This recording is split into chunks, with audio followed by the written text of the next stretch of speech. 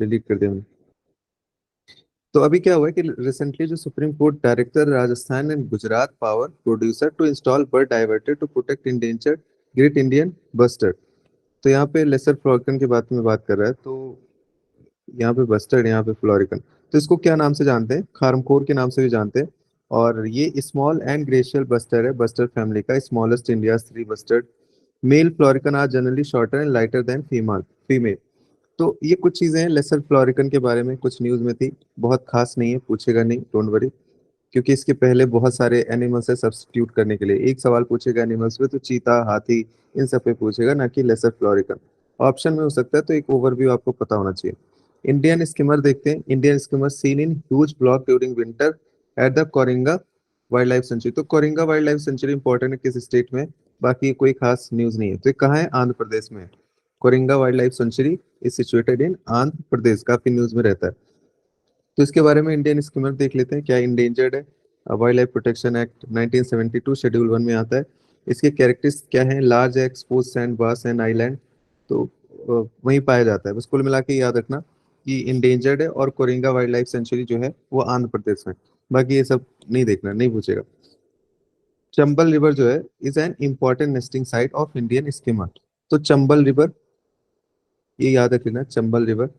थोड़ा सा एक नजर दिखा लेना, और इंडियन स्कीमर की फोटोज आप देख लो। तो इतने सारी एनिमल्स कहाँ पड़े हैं, जैसे गैंगेटिक रिवर डॉल्फिन है, ये इंपॉर्टेंट है। तो अगर पूछना होगा तो यहाँ सबसे सवाल पूछता है, ऊपर वाले से नहीं। तो क्या हुआ कि dolphin have started coming back to Ganga river with improvement in the quality of its water Namami Gange programme. तो ये एडवांटेज है नमामि गंगे प्रोग्राम के। तो इंडेंजर्ड है, आईयूसीएन में अपेंडिक्स 1 में आता है, शेड्यूल 1 में, शेड्यूल 4 में। और जो स्पेशल रिकवरी प्रोग्राम है जिसमें 22 है, उसमें भी है। अब इसके कैरेक्टर्स बहुत इंपॉर्टेंट है। Can only live in fresh water and is blind, ऐसे आ जाएगा ऑप्शन में, तो देन इट इज ट्रू। तो इसको आप हाईलाइट कर सकते हो कि यस, ये केवल फ्रेश वाटर में रहता है और ब्लाइंड है। फिर has has a slit similar to blowhole on top of its head which act as a nostril. फिर ये सूसू की आवाज करता है। देखा होगा अगर आप घाघरा वगैरह रिवर में गए होते हैं, ऐसे निकलते हैं, ऐसी आवाज होती है। Symbol of the ecological health, अगर ये नहीं होते तो इसका मतलब डिस्टर्बेंस चल रहा है। थ्रेट कैसे, किलिंग वगैरह हो रही है, फ्रेगमेंटेशन, डैम, बैरेज, तो ये सब आप लिख लोगे। याद रख लेना ये कि फ्रेश वाटर में रहते हैं और ब्लाइंड होते हैं। इंडिया का नेशनल एक्वेटिक एनिमल्स भी, ये सवाल भी आया था, नेशनल एक्वेटिक एनिमल्स है। फिर ऑलिव रिडले टर्टल काफी न्यूज में रहता है। Tamil Nadu will setup internationally olive ridley turtle protection and rehabilitation centre in Chennai. तो कहाँ है? चेन्नई। चेन्नई में सेंटर हुआ है, स्टेट बेस में पूछ लेगा और स्टेटमेंट बेस में पूछ लेगा, तो याद रखना। तो वल्नरेबल होते वाइल्ड लाइफ प्रोटेक्शन एक्ट उसमें है, शेड्यूल 1 में। और इनकी एक मास नेस्टिंग होती है जिसको अरी बादा सा नाम से जानते हैं, अरी अरी बादा। गहिर माता बीच के पास ज्यादा ये होती है इनकी मास नेस्टिंग, और ये अरीबादा के नाम से जानते हैं। तो यूपीएससी टर्म देगा अरीबादा, व्हाट इज अरीबादा? तो ये मास नेस्टिंग साइट है ऑलिव रिडले टर्टल का, तो ये इंपॉर्टेंट है। Diet carnivores, feed of jellyfish, shrimp, Sunil, ये सारी चीजें खाते हैं। खाने वाने पे कभी नहीं पूछता, बस टर्न पूछेगा। Smallest and most evident of all C turtles, तो ये याद रख लेना। फिर ये कहाँ पाए जाते हैं? देखो गहिर माता, मैंने बताया था इंडिया आफ्टर गहिर माता, यहाँ पे गहिर माता पड़ता है। ये देखो गहिर माता। तो रसकुलिया रिवर बहती है। Mouth is the consider second biggest rookery in the world. Warm water of the Pacific Atlantic ocean, ये ऑलमोस्ट हर जगह पाए जाते हैं।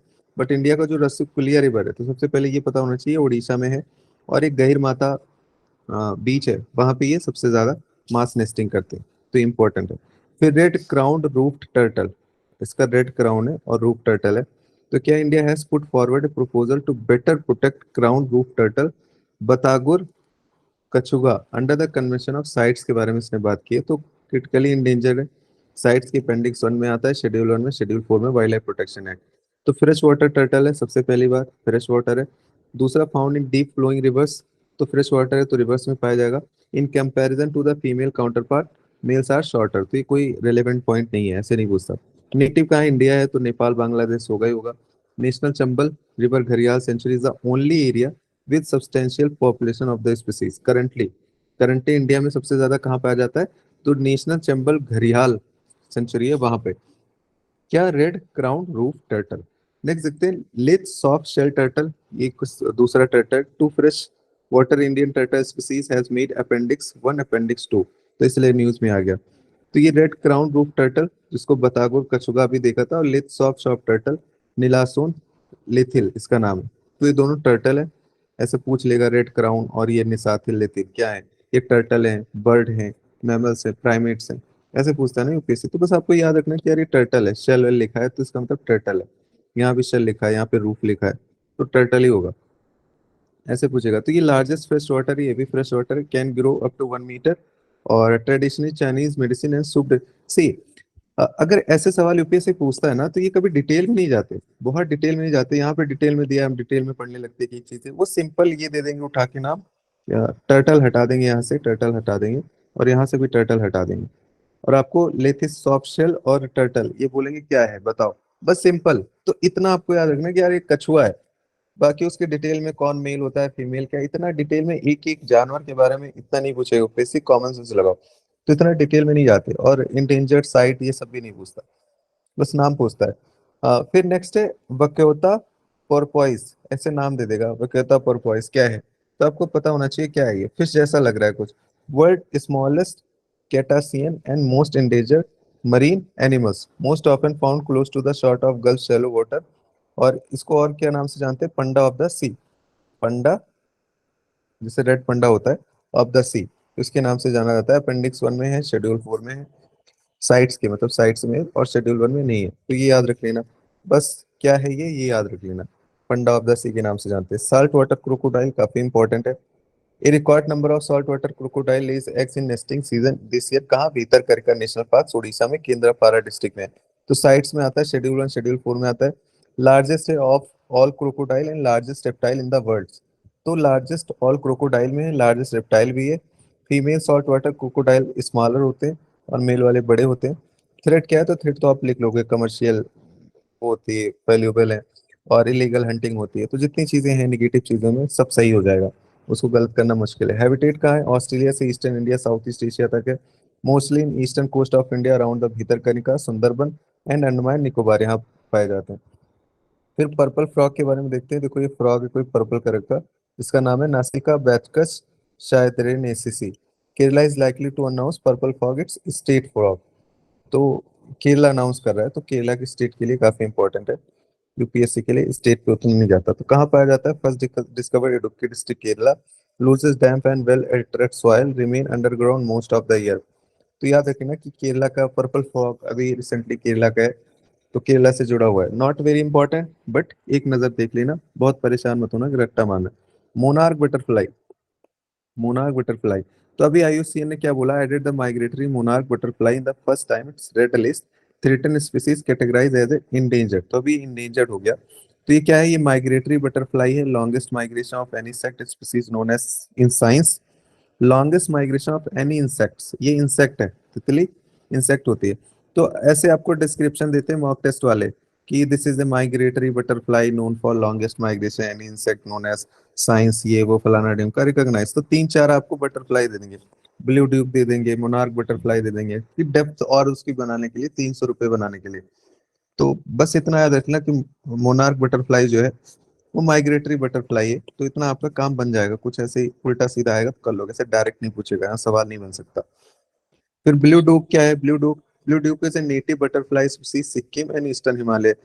अभी क्या हुआ है कि है, हाँ, as past another contender Krishna peacock to be announce in state butterfly of Sikkim. तो स्टेट बटरफ्लाई ऑफ सिक्किम क्या है, ब्लू, ब्लू ड्यूब। तो ब्लू ड्यूब जब ना कलर वलर का नाम होता है ना, तो याद रखना वो बटरफ्लाई से रिलेटेड होगा। तो ये बटरफ्लाई है, कहाँ पे पाया जाता है, सिक्किम और ईस्टर्न हिमालयन में। फिर रेड सैंडर काफी न्यूज में होता है। हाँ, director of revenue intelligence seize red sander worth of 12 crore रुपए, ऑपरेशन रक्त चंदन। तो चंदन की लकड़ी को रेड सैंडर बोलते हैं। Export from India prohibited as per foreign trade policy. तो ये प्रोहिबिटेड है।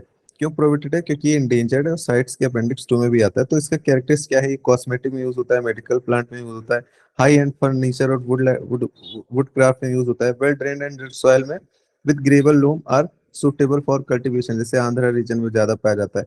Regenerate well hot climate require rainfall 800 to 1000 millimetre annual, excellent गिरा। और ये नीलाकुंजी है कि हर 1 साल 2 साल पे न्यूज रहता है। तो मुझे लगता है 10-12 साल में होता है, कहाँ लिखा, ministry of environment forest climate change listed Neelakurinji Under the Schedule 3 of the Wildlife Protection Act, including list of protected plants. तो those who approve destroy the plant will invite fine 25,000 देंगे। तो इसको शेड्यूल 3 में रख दिया गया। शेड्यूल 3 में रख दिया गया है क्योंकि हमने पढ़ा ना शेड्यूल 4 है, 1 2 3 4। 3 वाला प्लांट से रिलेटेड है। पहला वाला एब्सोल्यूट प्रोटेक्शन, दूसरा वाला लेसर प्रोटेक्शन, चौथा वाला साइट्स। अभी 6 से 4 हो गए। तो हमने रिवाइज किया था इसके बारे में। तो अब इसमें फाइन लगेगी, इसको रख दिया गया नीला कुरंजी। तो हो सकता है पूछ ले स्टेटमेंट में कि रिसेंटली नीला कुरंजी रखा गया, तो that option will be right. और ये 12 साल में ब्लूम करते हैं, वही मैं कह रहा था, 12 साल में ब्लूम करते हैं। इंडेमिक है वेस्टर्न घाट के। Generally bloom in the region of Tamil Nadu, Kerala and Karnataka. फिर हिमालयन मेडिकल प्लांट स्पीसीज देखते हैं। 3 Himalayan medical species plant IUCN red list में आए, जिनका नाम है मिजोट्रोपिस पेलिटा, फ्रीटोरियस सिरोसिया और एक हेटागेरिया है। तो इनका ये सब डिस्क्रिप्शन नहीं देखना, बस ये समझ लेना कि ये मेडिसिन प्लांट है। यूज इन मेडिसिन ऐसे टर्म आएगा और पूछेगा इसका यूज क्या है, मेडिसिन। बाकी इसके सब भूल जाना, कहाँ पाया जाता है, क्या इसके डिस्क्रिप्शन है, कभी नहीं पूछेगा। जहाँ 2 3 नाम होते हैं बस वही पूछेगा। Himalayan medicine plant species IUC के रेड लिस्ट में आया, तो इसलिए न्यूज में था, बस टर्म याद रखना। अब फॉरेस्ट कंजर्वेशन रूल के बारे में पढ़ते हैं। फॉरेस्ट कंजर्वेशन रूल क्या हुआ था अभी 2022 में जो हुआ।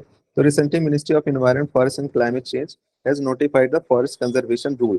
तो कुछ रूल इन्होंने नोटिफाई किया, तो ये rule notify in the forest conservation act 1998। UPSC आपको देगा 1997 27, that statement will be wrong, ऐसे आपको पढ़ना है। Will replace the forest conservation rule, जो अभी रूल था वो रिप्लेस कर देगा इसके द्वारा। और the rule establish certain committee perform various function. तो पहले एक प्रोजेक्ट स्क्रीनिंग कमिटी बनेगी, उसको कौन कॉन्स्टिट्यूट करेगा, स्टेट और यूटी करेंगे। और वो 2 बारी मिलेंगे हर महीने, टू रिकमेंड करेंगे project related to UT and state, to examine the proposal received from the state government or union territory administration except proposal involving forest land of 5 acre or less। तो उसके उसके एक्सेप्शन है, बाकी जो state से UT से रहता है तो वो सारी चीजें रिव्यू करेगा। फिर एक रीजनल इम्पावर्ड कमेटी होगी, वो सेट कौन करेगा, सेंट्रल गवर्नमेंट करेगा, to each regional officer to meet twice every month to examine every referred project for approval और रिजेक्शन। तो यहाँ से जो आएगा ये इसको एग्जामिन करेगा। फिर एक एडवाइजरी कमेटी होगी, वही सेंट्रल गवर्नमेंट 6 मेंबर की बॉडी होगी, एवरी मंथ रहेंगे और वो एडवाइस करेंगे अप्रूवल के लिए और various section of the rule उसके लिए। तो ये एक ओवरऑल इसका स्ट्रक्चर बताया इन्होंने। तो अभी क्या क्या इसमें अमेंडमेंट हुआ है, तो टाइम फ्रेम दिया है कि नॉन माइनिंग प्रोजेक्ट, जिससे कहीं पे आप माइनिंग नहीं करते और 50 से 40 हेक्टेयर की जमीन है, तो रिव्यू कर देंगे 60 दिन के अंदर। लेकिन अगर माइनिंग प्रोजेक्ट है 50 से 40 हेक्टेयर के अंदर, तो उसको रिव्यू करेंगे 75 दिन में। बट अगर लार्जर एरिया है नॉन माइनिंग, जैसे 100 हेक्टेयर से ज्यादा है, तो 120 दिन में करेंगे। और माइनिंग वाले में 150 दिन में करेंगे अगर वो 100 हेक्टेयर से ज्यादा है। तो ये सारी चीजें उसमें हुआ है। फिर एक चीज हम ये देख लेते हैं। हाँ, कंपनसेटरी एफॉरेस्टेशन फंड 2016 में आया था कि आप जो पेड़ वगैरह कटवाते हो, तो आपको पैसे देने होते हैं कि आपको दूसरी जगह उतना पेड़ वैसे ही उगाना पड़ता है। तो अलग अलग मेथड, जैसे मियावाकी मेथड था, लास्ट ईयर पूछा भी था। तो ये कंपनसेटरी एफॉरेस्टेशन फंड क्रिएट किया गया, जिसमें जो पैसा आएगा वो 90% पैसा कहाँ जाएगा, स्टेट गवर्नमेंट के पास जाएगा और 10% जाएगा नेशनल गवर्नमेंट। तो ट्विस्ट कर देगा, 90% जाएगा सेंट्रल गवर्नमेंट, 10% जाएगा स्टेट गवर्नमेंट। ऐसे नहीं, 90% स्टेट गवर्नमेंट के पास जाएगा। इंटरेस्ट बियरिंग है, इसमें इंटरेस्ट मिलेगा और नॉन लैप्सेबल है अंडर पब्लिक अकाउंट। ऐसा नहीं कि आपने यूज नहीं किया तो खत्म हो जाएगा, तो वो नेक्स्ट ईयर ट्रांसफर हो जाता है, तो नॉन लैप्सेबल है। तो कंपनसेटरी एफॉरेस्टेशन फंड ये आपने थोड़ा सा देखा। अब हम देखते हैं proposal for prior approval of the central government. तो एडवाइजरी कमेटी होगी जो बताएगी, रिकमेंड करेगी। लेकिन यहाँ एक चीज देख लेना कि कंपनसेटरी एफॉरेस्टेशन जो है ना, land for compensatory afforestation shall be provided which is neither notified as a forest under the Indian forest act और any other law manage as a forest by the department of forest. तो क्या कह रहा है, फिर से पढ़ो, काफी इंपॉर्टेंट लाइन।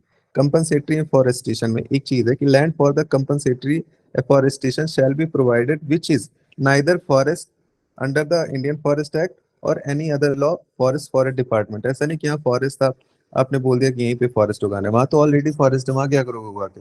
आपको बंजर जमीन पे उगाना है, ऐसी जगह जहाँ पे फॉरेस्ट नहीं था। तो ये उसका वो था। फिर जू को एग्जाम्प्ट कर दिया परमिशन लेने के लिए वो फॉरेस्ट कंजर्वेशन एक्ट में। तो ये एक इंपॉर्टेंट पॉइंट है, बाकी इसके बारे में नहीं देखना। जू अथॉरिटी के बारे में हमने डिस्कशन किया ही था कि वाइल्ड लाइफ प्रोटेक्शन एक्ट 72 से आता है, स्टेटरी बॉडी है। और इसका काम क्या होता है कि जैसे एक जगह जू है दूसरी जगह जू है, तो कैसे ट्रांसफर करना है एनिमल्स को वो देखता है। उसके बाद जू को रिकॉग्निशन देना है, ये देखता है। इसके एक चेयरमैन होते हैं और 10 अलग मेंबर होते हैं और एक मेंबर सेक्रेटरी होता है। तो ये छोटा सा इसके बारे में हमने डिस्कशन किया, नॉट वेरी इंपॉर्टेंट। फिर कम्युनिटी फॉरेस्ट रिजर्व, इसमें बस आपको याद रख लेना कि कंगेरी घाटी नेशनल पार्क कहाँ है। कंगेरी घाटी तो छत्तीसगढ़ में, छत्तीसगढ़ न्यूज में है, बस यही आपके लिए इंपॉर्टेंट है। कंगेरी घाटी तो कम्युनिटी फॉरेस्ट राइट डिक्लेयर कर दिया किसे, कंगेरी नेशनल पार्क। अब इसके बारे में इतना डिटेल नहीं जाते कि कौन कौन से जीव जंतु जानवर रहते हैं, इंसान परेशान हो जाएगा। बस ये याद रखो नेशनल पार्क कहाँ है, वो मैच द फॉलोइंग में पूछेंगे। कंगेरी घाट क्योंकि न्यूज में है। तो ये क्या हुआ कि सेकंड प्रोटेक्टेड एरियाज है in the country after Similipal, Similipal Orissa में, where community forest reserve right has been recognised. तो कम्युनिटी फॉरेस्ट राइट क्या होता है कि जो शेड्यूल वाला एक्ट आया था, एफआरए एक्ट आया था 2006 में, उसमें रिकॉग्निशन की बात की गई थी कि recognise and vest the forest right and occupation, वो सब उनको देंगे residing in the such forest for the generation but whose right could not be recorded. तो लोकल लोगों को एम्पावरमेंट करने के लिए उनको राइट देना, उनको एम्पावर करना, उनको और थोड़ा सा पावर देना कि अपने हिसाब से चीजें हैंडल कर सके। तो ये इसी के अंदर इसकी बात हुई थी कम्युनिटी फॉरेस्ट रिजर्व की। तो ये सेकेंड को यहाँ पे डिक्लेयर किया कांगेर घाटी नेशनल पार्क में। और जैसे ग्राम सभा वहाँ पे अल्टीमेट अथॉरिटी होती है, वो परमिशन देती है। कोई माइनिंग हो रहा है तो बिना ग्राम सभा के कंसर्ट से नहीं किया जा सकता। और जो कम्युनिटी राइट्स है एंड कंजर्वेशन फॉरेस्ट राइट्स है, recognition in all forest land including wild life century, tiger reserve, national park. ऐसा नहीं नेशनल पार्क्स में तो आपके राइट्स खत्म हो जाएंगे। तो यूपीएससी स्टेटमेंट दे सकता है कि नेशनल पार्क्स वगैरह में नहीं राइट है इनके, जो फॉरेस्ट राइट एक्ट वाले हैं तो सब जगह हैं। अब नेशनल पार्क्स में जो रहता है उसको नहीं मिलेगा राइट, तो सबको मिलता है। तो ये थोड़ा सा ध्यान रख लेना। फिर देखते हैं trees outside forest in India initiative. Trees outside मतलब बाहर फॉरेस्ट के, इन इंडिया इनिशिएटिव, इसको लॉन्च किसने किया था, ये सबसे इंपॉर्टेंट है।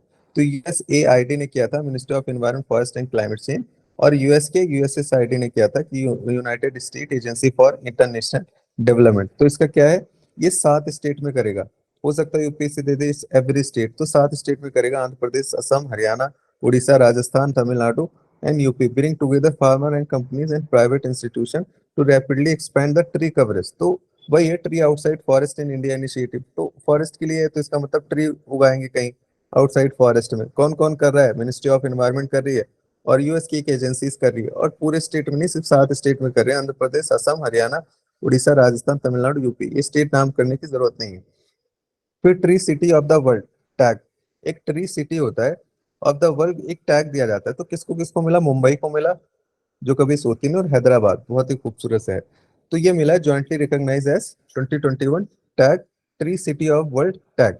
तो ये कौन करता है, प्रोग्राम किसने स्टार्ट किया था, तो United Nation food and agriculture organisation, इन्होंने किया था। और अमेरिकन की नॉन प्रॉफिट ऑर्गेनाइजेशन है जिसका नाम है आर्बोर डे फाउंडेशन। तो यूपीएससी आपको ये दो चीजें देगा और इसमें कोई ट्विस्ट कर देगा तो गलत ही होता है।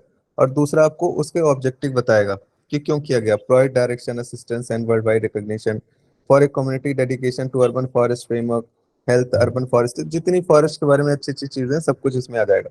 तो यहाँ पे 2 स्टेटमेंट बनेगा। पहला स्टेटमेंट बनेगा फॉरेस्ट के बारे में बताएगा कि जो टैग इसलिए दिया जाता है कि आपने कंजर्व किया, अच्छी अच्छी चीजें की। दूसरा, ये इनिशिएटिव किसके द्वारा है, यूएफए बोल देगा और दूसरा वाला चेंज कर देगा कुछ, तो गलत ही होता है। तो इसको हमेशा गलत ही मानना। और जो सिंपल स्टेटमेंट होता है वो हमेशा लगभग सही होता है। नगर वन स्कीम है, तो नगर वन स्कीम है ये कि वर्ल्ड इन्वायरमेंट डे के 5 जून को मनाया जाता है। तो वहां बोला गया कि develop 400 urban forest Nagar one and 2000 Nagar Vatika cross the country next 5 year. तो यही नगर वन स्कीम है। तो यूपीएससी पूछेगा what is Nagar one scheme, तो 4 चीजें देगा। तो एक उसमें ये रहेगा कि हम अर्बन फॉरेस्ट एरिया में बढ़ाएंगे। तो नाम से ही लग रहा है नगर वन स्कीम, नगर में बहुत ज्यादा फॉरेस्ट लगाएंगे, तो उतना इंपॉर्टेंट भी नहीं है। लेकिन जैसे ये मेथड्स वगैरह कुछ हो जाते हैं, मियावाकी मेथड किससे रिलेटेड है, तो किससे रिलेटेड है ये, प्लांट मतलब ट्रीज को उगाने से। ये छोटा एरिया है उसमें कितने जल्दी से कैसे ट्रीज उगा सकते हैं बड़े बड़े। तो अभी फैजाली का डिस्ट्रिक्ट में पंजाब ने किया था, लास्ट टाइम महाराष्ट्र ने किया था। तो इसीलिए मियावाकी आया भी था 2022 के प्रीलिम्स में कि मियावाकी मेथड क्या है। तो जिसको थोड़ा सा भी आइडिया था कि प्लांट वगैरह से रिलेटेड है तो उसने आराम से एलिमिनेट कर दिया होगा। तब दूसरा है कि वनीकरण प्रोजेक्ट। वनीकरण प्रोजेक्ट क्या है, तो केरला की फॉरेस्ट डिपार्टमेंट लॉन्चेस वनीकरण project to restore the natural vegetation. तो नेचुरल वेजिटेशन, बस इतना ऐसे टर्म आएगा। जैसे मियावाकी आता है ऐसे आएगा वनीकरण project related to uranium mining या related to the construction of the hydro electricity या restoration of the natural vegetation. तो restoration of the natural vegetation ये सब नहीं पढ़ना है। वायनाड वाइल्ड लाइफ सेंचुरी तो आपको पता ही है कि केरला के पास पड़ता है, तो वहीं के आसपास है ये। फिर रामसर साइट, सबसे पहले आप वुहान डिक्लेरेशन याद कर लो कि वुहान डिक्लेरेशन किससे रिलेटेड है। तो 14th conference of the parties to Ramsar Convention on Wetland adopted the Wuhan Declaration. So it's related to the wetland, Wuhan virus wetland ऐसे करके। तो अभी 26 इंडिया में ऐड हुए हैं, टोटल रामसर साइट इंडिया में हो गए 75। उसका एरिया कितना है? 13,26,677। यूपी पीसेस वगैरह में पूछ सकता है। तो वुहान डिक्लेरेशन सबसे पहले याद रखना है, क्या क्या डिक्लेयर हुआ ये सब डिटेल में नहीं आएगा, बस वुहान डिक्लेरेशन याद रखना है। और 75 इंडिया में प्रेजेंटली हैं, अभी 26 नए ऐड हुए हैं। और वेटलैंड क्या होता है? एनी मार्श एरिया जहाँ पे पानी वानी हो, परमानेंट हो या वैसे हो, जैसे मार्श एरिया हो गया, फेन हो गया, पीटलैंड हो गया, वाटर वेदर नेचुरल आर्टिफिशियल दोनों होता है। जिसकी depth which at low tide does not exceed 6 metre, 6 metre से ज्यादा उसकी डेप्थ ना होने, समुंदर बन जाएगा, तो उसी को बोलते हैं वेटलैंड, कोई पानी वाली जगह। तो अभी क्या है, इंडिया में कितने वेटलैंड है? 4.86%। वाइल्ड लाइफ सेंचुरी कितने थे? 3.63%। नेशनल पार्क कितने थे? 1.23%।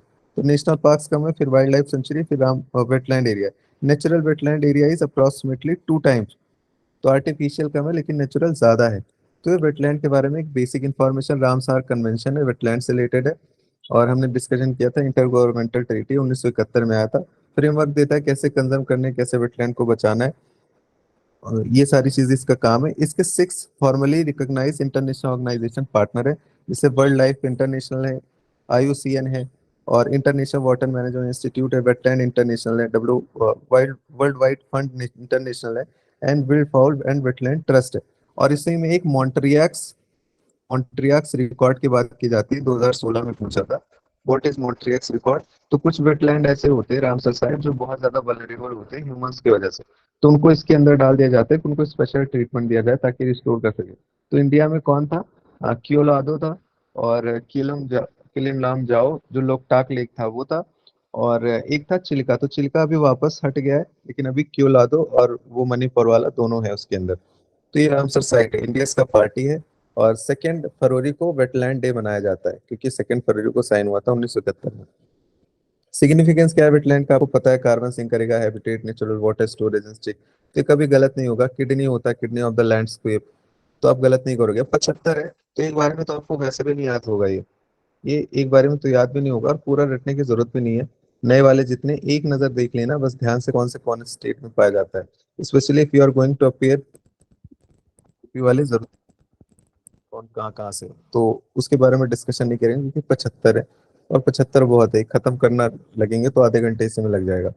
तो ये आपको एक नजर देखना है बस। अब क्राइटेरिया देख लेते हैं वेटलैंड कैसे डिक्लेयर करता है। 9 criteria for identifying wetland of international importance के लिए। तो रिप्रेजेंट करना करना चाहिए रियर और unique example of natural barrier wetland, vulnerable endanger और क्रिटिकली इंडेंजर्ड स्पीसीज होनी चाहिए, support population of plant and animals होना चाहिए बहुत ज्यादा, support plants and animal species which critically stage in life cycle वो होना चाहिए, to provide refugee during the adverse condition. और 20,000 के अराउंड और उससे ज्यादा पक्षी होने चाहिए वहाँ पे, बर्ड्स। 1% इंडिविजुअल पॉपुलेशन होना चाहिए किसी स्पीसीज की। सपोर्ट करना चाहिए significant portion of indigenous fish subspecies. Important source of food fishes, swamping ground, nursery, migration path on which fish is either within the wetland elsewhere depend. Support होना चाहिए 1% individual in population of one species sub species, तो ये वाला उठा के फिर से डाल दिया। तो कुछ क्राइटेरिया एक नजर देख लिया आपने, काम हो गया, डिटेल में रटना नहीं है। फिर रामसर साइट देखते हैं, other Ramsar site in India, Chilka है। तो ये इंपॉर्टेंट है, मैंने बताया था कि नाल बान वाइल्ड लाइफ सेंचुरी के पास से लिखा है। और नंबर ऑफ इरावदी डॉल्फिन यहाँ पे पाए जाते हैं, क्योंकि ब्रैकिश वाटर है तो यहाँ पे इरावदी डॉल्फिन पाए जाते हैं। चिल्का लेक क्या है? एशिया का लार्जेस्ट ब्रैकिश वाटर मतलब सैलिनिटी 24% से नीचे होनी चाहिए, और largest lagoon in the world, second largest, sorry, first Asia का largest brackish water and second largest lagoon in the world. Irrawaddy dolphin और कोस्टल डॉल्फिन कहाँ पाए जाते हैं? Near shore water of south and south east Asia. और ये किस किस रिवर में है? जैसे occur in the Mekong, Mekong Ganga corporation, Mahakam and अयरवाडी। तो मेकोंग कहाँ है? कंबोडिया में है। महाकाम कहाँ है? इंडोनेशिया में। अयरवाडी कहाँ है? म्यांमार में। तो यहाँ पाए जाते हैं। इसका IUCN इंडेंजर्ड है। फिर सुंदरबन वेटलैंड के बारे में बात किया है, तो कंट्रोलर ऑडिटर जनरल ने बोला कि वहाँ डिले हो रहा है कोस्टल जोन मैनेजमेंट प्लान। तो कुछ खास न्यूज नहीं है, बट ये याद रखना कि सुंदरबन टाइगर रिजर्व यहाँ पे इरावदी डॉल्फिन पाया जाता है, फिशिंग कैट पाई जाती है, और ये लार्जेस्ट मैंग्रोव साइट है इंडिया का, लार्जेस्ट मैंग्रोव साइट है in the world, not in India, in the world, largest mangrove site. Delta river Ganga यहाँ बहती है, ब्रह्मपुत्र बहती है, इरावदी डॉल्फिन पाए जाते हैं यहाँ पे, फिशिंग कैट यहाँ पे पाई जाती है। देखा था लास्ट सेशन में, fishing cat is famous in west Bengal. फिर एक ईस्ट कलकत्ता वेटलैंड, तो ये कहाँ सिचुएटेड है ये समझ लो, ये भी सिचुएटेड है वेस्ट बंगाल में, पीसी कल्चर के लिए फेमस है। वही चीज, लैक ऑफ इफेक्शन एक्शन हो रहा है, तो कुछ खास न्यूज नहीं है, सवाल नहीं पूछेगा, बस इसे डाल दिया इन्होंने। फिर लोकटाक लेक के बारे में पढ़ते हैं क्योंकि बार बार आता है यहाँ से। तो central bureau of communication organise floating photo exhibition Loktak lake in Manipur. Loktak lake situated valley near Imphal, Imphal के पास है, लार्जेस्ट फ्रेट वाटर लेक है ऑफ नॉर्थ ईस्ट इंडिया का। और यहाँ पे बहुत सारे हंड्रेड्स ऑफ फ्लोटिंग छोटे छोटे आइलैंड है, जिनको किस नाम से जाना जाता है, फुमडी। तो यूपीएससी ने पूछा था व्हाट इज फुमडी, तो फुमडी फ्लोटिंग आइलैंड है। मल्टीपल प्लांट स्पीसीज है कहाँ पे, केलम लामजाओ नेशनल पार्क। तो ये सबसे पहले इंपॉर्टेंट रखना है, कहाँ आया ये मणिपुर में है। और ये only floating national park in the world है, कि मतलब सिर्फ only floating national park in the world जो बहता है। यहाँ पे संगाई डियर काफी फेमस है, और ये इंडेंजर्ड है संगाई डियर। तो कुछ फैक्ट्स हैं, हमने डिस्कस कर लिया, एक बार रिवाइज कर लिया, क्योंकि ये इंपॉर्टेंट है, क्योंकि यहाँ से पीवाईक्यूज में सवाल आए, थीम थीम पे सवाल आते हैं। फिर ये आई लाइट प्रोटेक्शन बिल, ये कुछ कुछ भी नहीं है, बकवास डाल दिया इन्होंने। ये देखते हैं ब्लू फ्लैग बीचेस, तो ये थोड़ा सा देख लेते हैं। तो अभी क्या हुआ है कि the global recognition international eco level blue flag has been accorded to new beaches, Minicoy Thundi beach, Thundi beach, where is Thundi beach, Minicoy, and Kadmat beach in Lakshadweep, Kadmat, Kadmat in Lakshadweep. Taking number of beaches certified blue certificate in India, अब ये 12 हो गए। तो इसको कौन award करता है, Denmark based के नॉन प्रॉफिट ऑर्गेनाइजेशन, जिसे एफईई भी बोलते हैं, एफईई, मैं इसी नाम से याद रखता था इसको। तो डेनमार्क बेस्ड है, जिसका नाम है फाउंडेशन फॉर इन्वायरमेंट एजुकेशन, और एफईई। तो सस्टेनेबल टूरिज्म बढ़ाएगा। इसमें कुछ एलिजिबिलिटी क्राइटेरिया है जिनको देखते हैं, कि स्ट्रिंग इन्वायरमेंटल एजुकेशन, सेफ्टी होना चाहिए, एक्सेसिबिलिटी क्राइटेरिया, सारे क्राइटेरिया 4 मेन कैटेगरीज में डिवाइड किया गया है। Award is based on compliance on 4 main categories. पहला, इन्वायरमेंटल एजुकेशन एंड इंफॉर्मेशन होनी चाहिए। दूसरा, वाटर क्वालिटी बहुत अच्छी होनी चाहिए उस जगह की। इन्वायरमेंटल मैनेजमेंट होना चाहिए, कुछ प्लान होना चाहिए, और सेफ्टी और सर्विस होनी चाहिए जो वहाँ के लोग रहते हैं। तो ये तो ये सारी चीजें तो हमने देख लिया कि डिक्लेयर करता है किसी बीच को ब्लू सर्टिफिकेट देता है। लेकिन इंडिया में कौन कौन से हैं उसके स्टेट के नाम। तो शिवराजपुर, शिवराज सिंह चौहान के नाम से, तो आप गुजरात, एमपी भूल के गुजरात चले जाइए। गोगला बीच इन दीव। फिर Padubidri and Kasaragod, Padubidri and Kasaragod in Karnataka. Thundi beach in Kadmat beach कहाँ पे, लक्षद्वीप में है, थुंडी और Kadmat. And Kappad beach in Kerala, this is Kappad. This is Kovalam beach in Tamil Nadu, this is Eden beach in Puducherry. This is Radhanagar in Andaman Nicobar, this is Rushikonda in Andhra Pradesh, this is golden beach Orissa. तो ये आपको beaches के नाम याद रखने हैं, एक एक नजर देख लेनी है, मैच द फॉलोइंग में पूछ सकते हैं। हम्म। फिर ये अभी अभिजान कन्वेंशन आया था, तो किससे रिलेटेड है। तो COP13 of the Abidjan convention was held formally convention of cooperation in protection management and development of marine and coastal environment of the Atlantic coast of west and central south in the region came into force 1981। तो ये किससे related है ये आपको पता करना है। ये marine environment coastal zone, it cover marine environment coastal zone and related inland water falling in the west and central southern Africa. तो ये COP13 से है। तो दो है, एक लैंड वाले से रिलेटेड है, एक सी से रिलेटेड है। कंफ्यूज मत होना, यूपीएससी अगर ऑप्शन देगा तो एक ही देगा, दोनों नहीं देगा। तो अभिजान कन्वेंशन नहीं, वो कन्वेंशन नहीं था, वो डिक्लेरेशन था। जो हमने देखा था वो डिक्लेरेशन था, यूएनसीसीडी वाला। ये कन्वेंशन है। Pakistan Declaration Day means UNCC Day. Convention वाला मरीन day। सॉरी,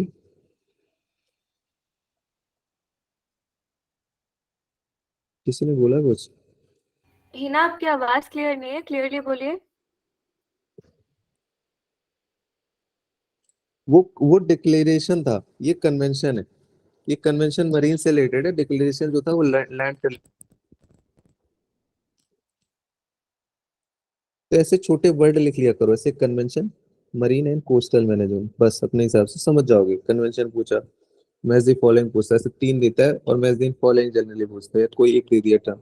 अब ग्रेट बैरियर रीफ के बारे में पढ़ते हैं। तो साइंटिस्ट ने सक्सेसफुली ट्रायल किया कुछ न्यू मेथड, जैसे cryomesh to freeze and store the coral larvae. तो क्रायोमेश क्या है? क्रायोमेश, तो ये आपको याद रखना है कि क्या मेथड है। ये एक मेथड है, जैसे मियावाकी टेक्निक है, जैसे क्रायोमेश मेथड है। किससे? कुछ कोरल से रिलेटेड है। बस क्या है कोरल से, क्या नहीं है, 4 ऑप्शन अलग अलग देंगे, बस कोरल आपको पता है तो आप वहां का काम हो जाएगा आपका। ग्रेट बैरियर रीफ देखते हैं, ये ऑस्ट्रेलिया के ईस्टर्न टिप पे पाया जाता है। वर्ल्ड का लार्जेस्ट बैरियर रीफ है, located north eastern coast of Australia. और world heritage area, it declare world heritage area 1981 because of the outstanding universal values. 1 second. फिर कोरल के बारे में दिया हुआ है। तो कोरल तो आपको पता है, ज्योग्राफी में पढ़ा है क्या है क्या नहीं है। जूजैंथले और कोरल पॉलिप्स का सिम्बायोटिक रिलेशनशिप होता है एक दूसरे में, और बहुत ज्यादा डाइवर्सिटी होती है इसमें। लेकिन ये चीज काफी इंपॉर्टेंट है, सिग्निफिकेंट, कि ये 1% से कम होते हैं, but provide home to nearly 25% of marine life. तो ऐसे फैक्ट यूपीएससी में आ जाते हैं एक आध बारी। ओवरऑल ब्रॉड व्यू के लिए आपको पता होना चाहिए। अब कोरल रीफ इन इंडिया अगर देखें तो कहाँ कहाँ इंडिया पे? गल्फ ऑफ मन्नार में है, पाक बे में है, ठीक, गल्फ ऑफ कच्छ में है, अंडमान निकोबार में है, लक्षद्वीप में है, और मालवन महाराष्ट्र में। और ये शेड्यूल 1 में भी आते हैं, wild life protection act 1971। Gulf of Mannar, पाक बे, गल्फ ऑफ कच्छ, अंडमान निकोबार, लक्षद्वीप, मालवन महाराष्ट्र, ऐसे 3-4 ऑप्शन देगा, पूछेगा कहाँ कहाँ पाए जाते हैं।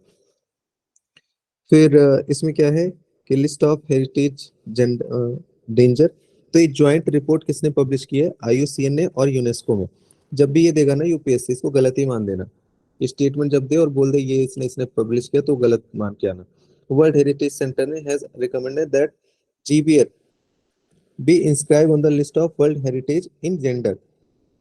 ग्रेट बैरियर रीफ के बारे में बात कर रहा है। जीबीआर मतलब ग्रेट बैरियर रीफ। अब ये देख लेते हैं, 2-3 चीज टर्म है, एक्रोपोरा कोरल, ब्लैक कोरल, और ए जूजेंथले कोरल। तो एक्रोपोरा कोरल क्या होता है? ये रिसेंट रिपोर्ट स्टेटेड दैट, ये पूरा आप इग्नोर कर दो तब भी कोई फर्क नहीं पड़ता, लेकिन देख लेते हैं फोमो हटाने के लिए। A recent report stated that highest level of coral cover within past 30 year has been recorded in the northern and central part of great barrier reef, fuelled largely by increase in the fast growing Acropora coral. तो ये सबसे ज्यादा वहां पे बढ़ रहे हैं। Black coral कौन से होते हैं? डीप सी कोरल्स होते हैं। और ए जूजेंथलिक कोरल्स क्या है? A azooxanthellate coral for the first time, हाँ, ये जूजेंथलिक कोरल्स होते हैं एक group of coral that do not contain zooxanthellae and derive nourishment from the sun but from capturing different form of plankton. तो ये 3 term है, लेकिन इसमें इंपॉर्टेंट क्या है? इंपॉर्टेंट ये है, अगर आपसे सवाल पूछेगा तो ये पूछेगा, ये आपको टर्म देगा यूपीएससी, ये आपको टर्म देगा, ये आपको टर्म देगा, ये आपको टर्म देगा, टी रेगुलर, टी एक्विलम, और पूछेगा क्या है ये कोरल रीफ्स है, पूछेगा टाइप्स ऑफ फॉरेस्ट है, पूछेगा मैंग्रोव टाइप्स है, पूछेगा ये वेटलैंड टाइप्स, ऐसे कुछ पूछ लेगा। तो ये बस एक नजर आपने देख लिया, टी लगा है तो मुझे पता है ये कोरल से रिलेटेड है, बस आपका काम हो गया। तो आपको ऐसे पढ़ना है। अब ये ब्लैक क्या है, ब्लू क्या है, कभी नहीं पूछेगा यार, कभी नहीं, गारंटी के साथ। इसमें एनर्जी मत वेस्ट करना अपना, क्योंकि और बहुत सारी चीजें पढ़ने लायक है। 500 न्यूज है 135 पेज में, तो सब थोड़ी ना पूछेगा, 4-5 पूछता है, और वो भी बहुत हाईलाइट वाली चीज।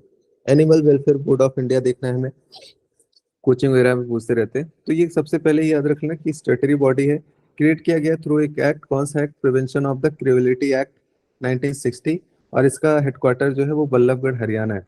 तो देखता है कि किसी एनिमल्स को आप ऐसे नहीं मार सकते, मतलब अच्छे तरीके से उनको ट्रीटमेंट देना है, उसके लिए एडवाइस करता है, रूल बनाता है।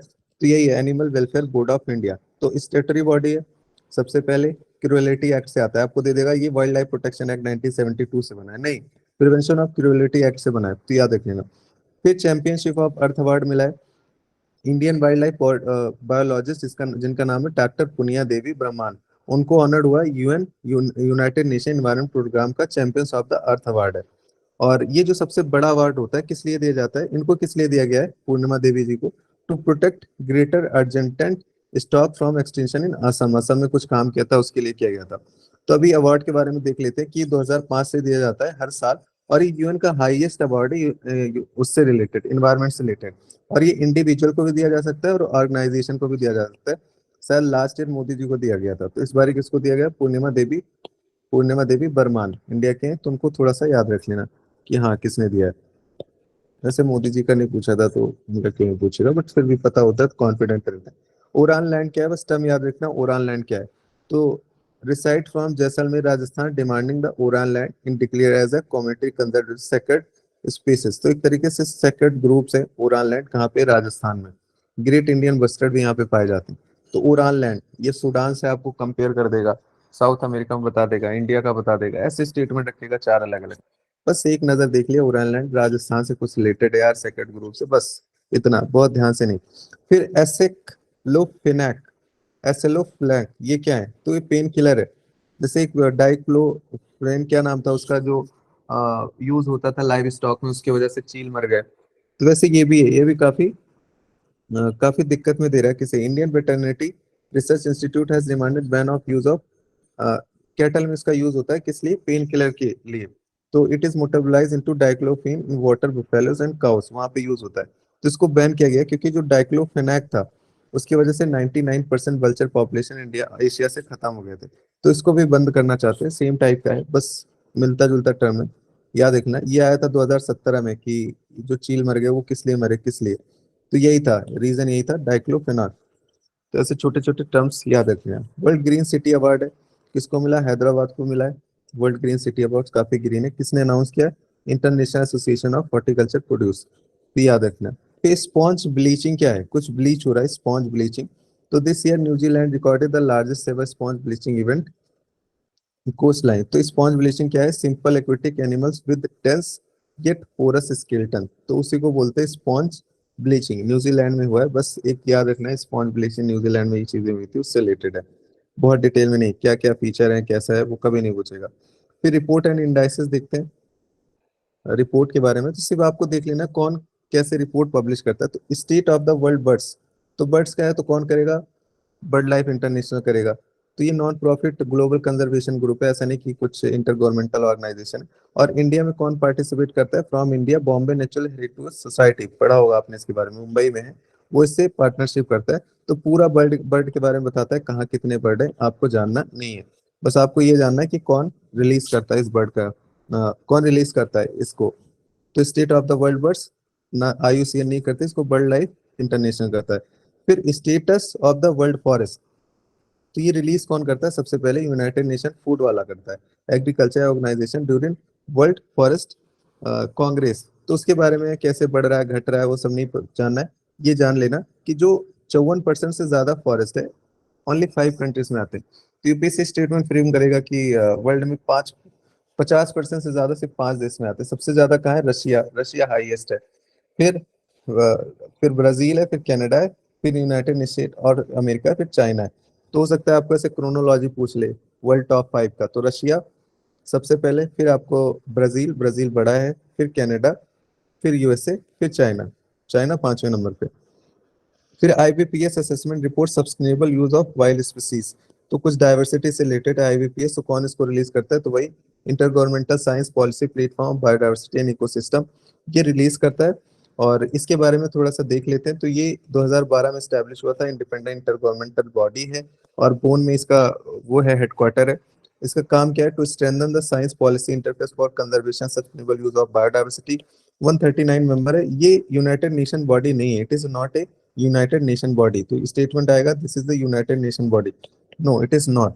And all state member of the United Nation eligible, eligibility की बात करें तो यार समझ के एक्सट्रीम मत सोच लेना कि गलत है, ये नहीं कह रहा कि ऑल मेंबर है, ये कह रहा है एलिजिबल है। तो एलिजिबल तो कोई भी हो सकता है फॉर IBPS मेंबरशिप, तो ये बिल्कुल सही ऑप्शन होगा। तो ये थोड़ा सा हमने इसके बारे में देख लिया, रिपोर्ट किसने पब्लिश किया ये हमें जानना है। बाकी क्या क्या उस रिपोर्ट में था कभी नहीं पूछेगा, जिंदगी में नहीं पूछेगा, कभी पूछा। फिर स्टेट ऑफ द मैंग्रोव्स, ये कौन रिलीज किया है, ये बहुत इंपॉर्टेंट है, यही सबसे इंपॉर्टेंट।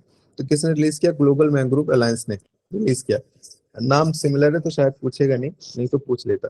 तो ग्लोबल मैंग्रोव अलायंस कौन है, तो कब हुआ था, 2018 में लॉन्च हुआ था। किसने किसने किया, world ocean summit, conservation international, IUCN, WWF, nature for conservancy. अब इतने सारे ने किया तो आपको लगता है यूपीएससी सबका नाम देगा, और देगा भी तो एक जरूर ट्विस्ट करेगा, क्योंकि गलती मान के चलना। फिर मैंग्रोव का अलायंस है, तो मैंग्रोव को कैसे प्रोटेक्ट करते हैं, मॉनिटर करना, कैसे रिस्टोर कर सकते हैं, वही सारी इसमें बातें की इन्होंने। तो ये देखो, publish the inaugural the state of the world mangroves report, जो पब्लिश करता है यही करता है। तो मैंग्रोव कहाँ कहाँ पाए जाते हैं, तो ये बता रहा है बांग्लादेश, कंबोडिया, इंडोनेशिया। तो कुछ है नहीं खास इसमें न्यूज के लिए, कहाँ से फ्री के सवाल बनाएंगे। यही बना सकते हैं कि रिपोर्ट कौन रिलीज करता है। बस इंडिया का होता मैंग्रोव स्टेटस, हम देख लेते हैं कि स्टेट कौन सा सबसे ज्यादा है, कौन सा कम है, कोस्ट एरिया कौन से है। लेकिन इसमें कुछ वैसे खास है नहीं, बस कौन रिलीज करता है वो जाना है। फिर लिविंग प्लांट रिपोर्ट कौन रिलीज करता है, world wide fund for nature करता है। IUCN नहीं करता, UNEP नहीं करता, कौन करता है, world wide fund for nature. World wide fund for nature क्या है, ये एक NGO है, ऑर्गेनाइजेशन है, फाउंड हुआ था 1961 में, जिसका हेडक्वार्टर इंग्लैंड में है। तो इसका काम क्या है, release every 2 years post how species responding in the pressure of environment. तो इसका काम है। तो लिविंग प्लैनेट रिपोर्ट कौन रिलीज करता है, वर्ल्ड वाइड फंड नेचर। एकदम सिंपल सिंपल रिपोर्ट पूछता है, जैसे world of doing business report कौन रिलीज करता है, वर्ल्ड बैंक करता है। या वर्ल्ड इकोनॉमिक आउटलुक कौन रिलीज करता है, IMF करता है। ऐसे ऐसे करके सिंपल सवाल आते हैं। तो ऐसे ये भी UPSC सिंपल ही पूछेगा, कौन रिलीज करता है, उसके बारे में नहीं कि क्या हुआ क्या नहीं। तो बिल्कुल मत पढ़ना कि उसके बारे में क्या क्या इन्होंने रिपोर्ट दी है। फिर global forest declaration assessment report, तो कौन इसको रिलीज कर रहा है, global forest declaration assessment is an independent civil society led initiative. The report assess the progress towards the halting deforestation, उसी के बारे में बात करता है। तो एक न्यूयॉर्क डिक्लेरेशन है, न्यूयॉर्क डिक्लेरेशन, न्यूयॉर्क डिक्लेरेशन। तो न्यूयॉर्क डिक्लेरेशन किससे रिलेटेड है, न्यूयॉर्क डिक्लेरेशन रिलेटेड है फॉरेस्ट से, रिलेटेड टू द फॉरेस्ट। बस ये याद रखना है, 2014 में आया था, और 2021 में या 2020 में, यहाँ से इतना ही है, कुछ खास नहीं है इसमें। नेक्स्ट आते हैं सस्टेनेबल डेवलपमेंट रिपोर्ट देखने। अभी हमने 87 खत्म किया, 2 मिनट का ब्रेक ले ले। हमने 17 पेजेस खत्म कर लिए, 17 पेजेस खत्म किए 40 मिनट में। 2 मिनट का ब्रेक बस।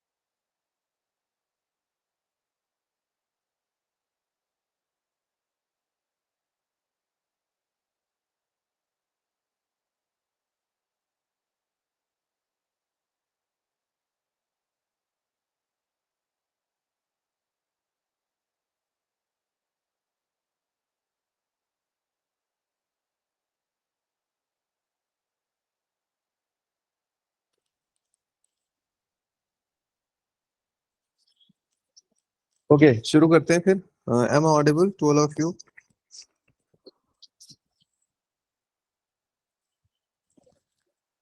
आवाज आ रही है मेरी? ओके, ठीक है, फिर से शुरू करते हैं। बिना टाइम वेस्ट किए सस्टेनेबल डेवलपमेंट से शुरू करते हैं। चौथा यूनिट है, बायोडाइवर्सिटी हमारा खत्म हो गया। अब क्या है इसमें, देखो क्या जानने की जरूरत है। मैं आपको सिर्फ प्लेन्स के पॉइंट ऑफ व्यू से बता रहा हूँ यहाँ हमें कॉन्सेप्ट की वो चिंदी चोरी नहीं करनी है कि सब कुछ समझ के टीचर बन के जाके पढ़ाना है, ना हमें मेंस के लिए यहाँ पे पढ़ना है। हमें बस ये पढ़ना है कि फ्री कैसे हो सकता है, कैसे हमारा फ्री में चीजें आ सकती है, और उस माइंडसेट से पढ़ना है। तो माइंडसेट बहुत इंपॉर्टेंट है। तो उसीलिए उस हिसाब से, और इसके बाहर एक चीज नहीं आएगा, इतना भी नहीं आएगा, बहुत ऊपर ऊपर सवाल आता है। तो अभी सस्टेनेबल डेवलपमेंट रिपोर्ट पढ़ते हैं क्या है। तो रिपोर्ट रिलीज हुई, इंडिया की रैंक 121 है। 2022 में इंडिया की रिपोर्ट 121 है, यूपीपीसीएस याद रखना। सस्टेनेबल डेवलपमेंट रिपोर्ट कौन पब्लिश करता है? सस्टेनेबल सॉल्यूशन नेटवर्क है एक, वो पब्लिश करता है, सस्टेनेबल डेवलपमेंट सॉल्यूशन नेटवर्क। तो उसके बारे में दिया रखा है, बहुत खास नहीं है, फिर भी देख लेते हैं। 12 में लॉन्च हुआ था, यूएन सेक्रेटरी जनरल उस टाइम बान की मून थे, उन्होंने लॉन्च करवाया था। इसका काम क्या था कि प्रमोट करेंगे, इंप्लीमेंट करेंगे सस्टेनेबल डेवलपमेंट गोल और पेरिस क्लाइमेट डील। तो वही इसके लिए इसको बनाया गया, तो इसने इसको रिलीज किया। तो सबसे पहले इंपॉर्टेंट इंडिया की रैंक, दूसरा इंपॉर्टेंट ये है कि इसको रिलीज कौन करता है। और इसमें सारी चीजें, अभी क्या हुआ कि जो मेजर चीज है कि for the second year in the row world is no longer making progress in SDG, के भी एसडीजी में हम प्रोग्रेस नहीं कर पा रहे। क्यों? क्योंकि कोविड वगैरह था। तो because of based on the 2021 international spill over index, कि एक जगह का इम्पैक्ट दूसरे पे कैसे पड़ता है। तो अब इंडिया परफॉर्मेंस देखते हैं एसडीजी के बारे में, तो आपको पता ही होगा कि जीरो पहला वाला पॉवर्टी से, दूसरा हंगर से, तीसरा गुड हेल्थ, चौथा एजुकेशन, पचा जेंडर इक्वलिटी, फिर छठा क्लीन एनर्जी, 77 वाला नो पॉवर्टी, फिर जीरो हंगर, फिर गुड हेल्थ, और फिर 14 वाला जीरो हंगर, ये लाइफ वाला है, जीरो हंगर, फिर नो पॉवर्टी, और good health wing and quality education and gender equality. तो इसमें दो चीजें आई थी जो मुझे लगा कि इंपॉर्टेंट है, कि India's rank slipped for third consecutive year, लगातार। तो ये एक स्टेटमेंट ऐसे यूपीएससी आ जाएगा कि थर्ड कंसेक्यूटिव, तो ट्रेंड पूछता है। तो यस, 2020 में 117 था, काफी अच्छी पोजीशन थी। फिर 20 में 21 में 120 चला गया, और अभी कितना चला गया? 121, एक और घट गया 2022 में। तो ऐसे यूपी पीसीएस में वैसे फॉलोइंग में पूछेगा। इंडिया ने अचीव कर लिया 2 एसडीजी, कौन कौन से अचीव किए हैं? एक challenge remain SDG 1 and challenge, हाँ, तो कौन कौन से? एक ही वाला है, 13 वाला और 14 वाला। यार इसमें इन्होंने गलत शायद प्रिंट कर रखा है, जीरो हंगर और नो पॉवर्टी। ये पहला दूसरा वाला है यहाँ पे, ये लाइफ बिलो वाटर है। और यहाँ पे कुछ किसी को पता है 13 वाला क्या है? एसडीजी 12 और 13 इंडिया ने अचीव किया है। पॉवर्टी तो अभी भी इंडिया में है ना।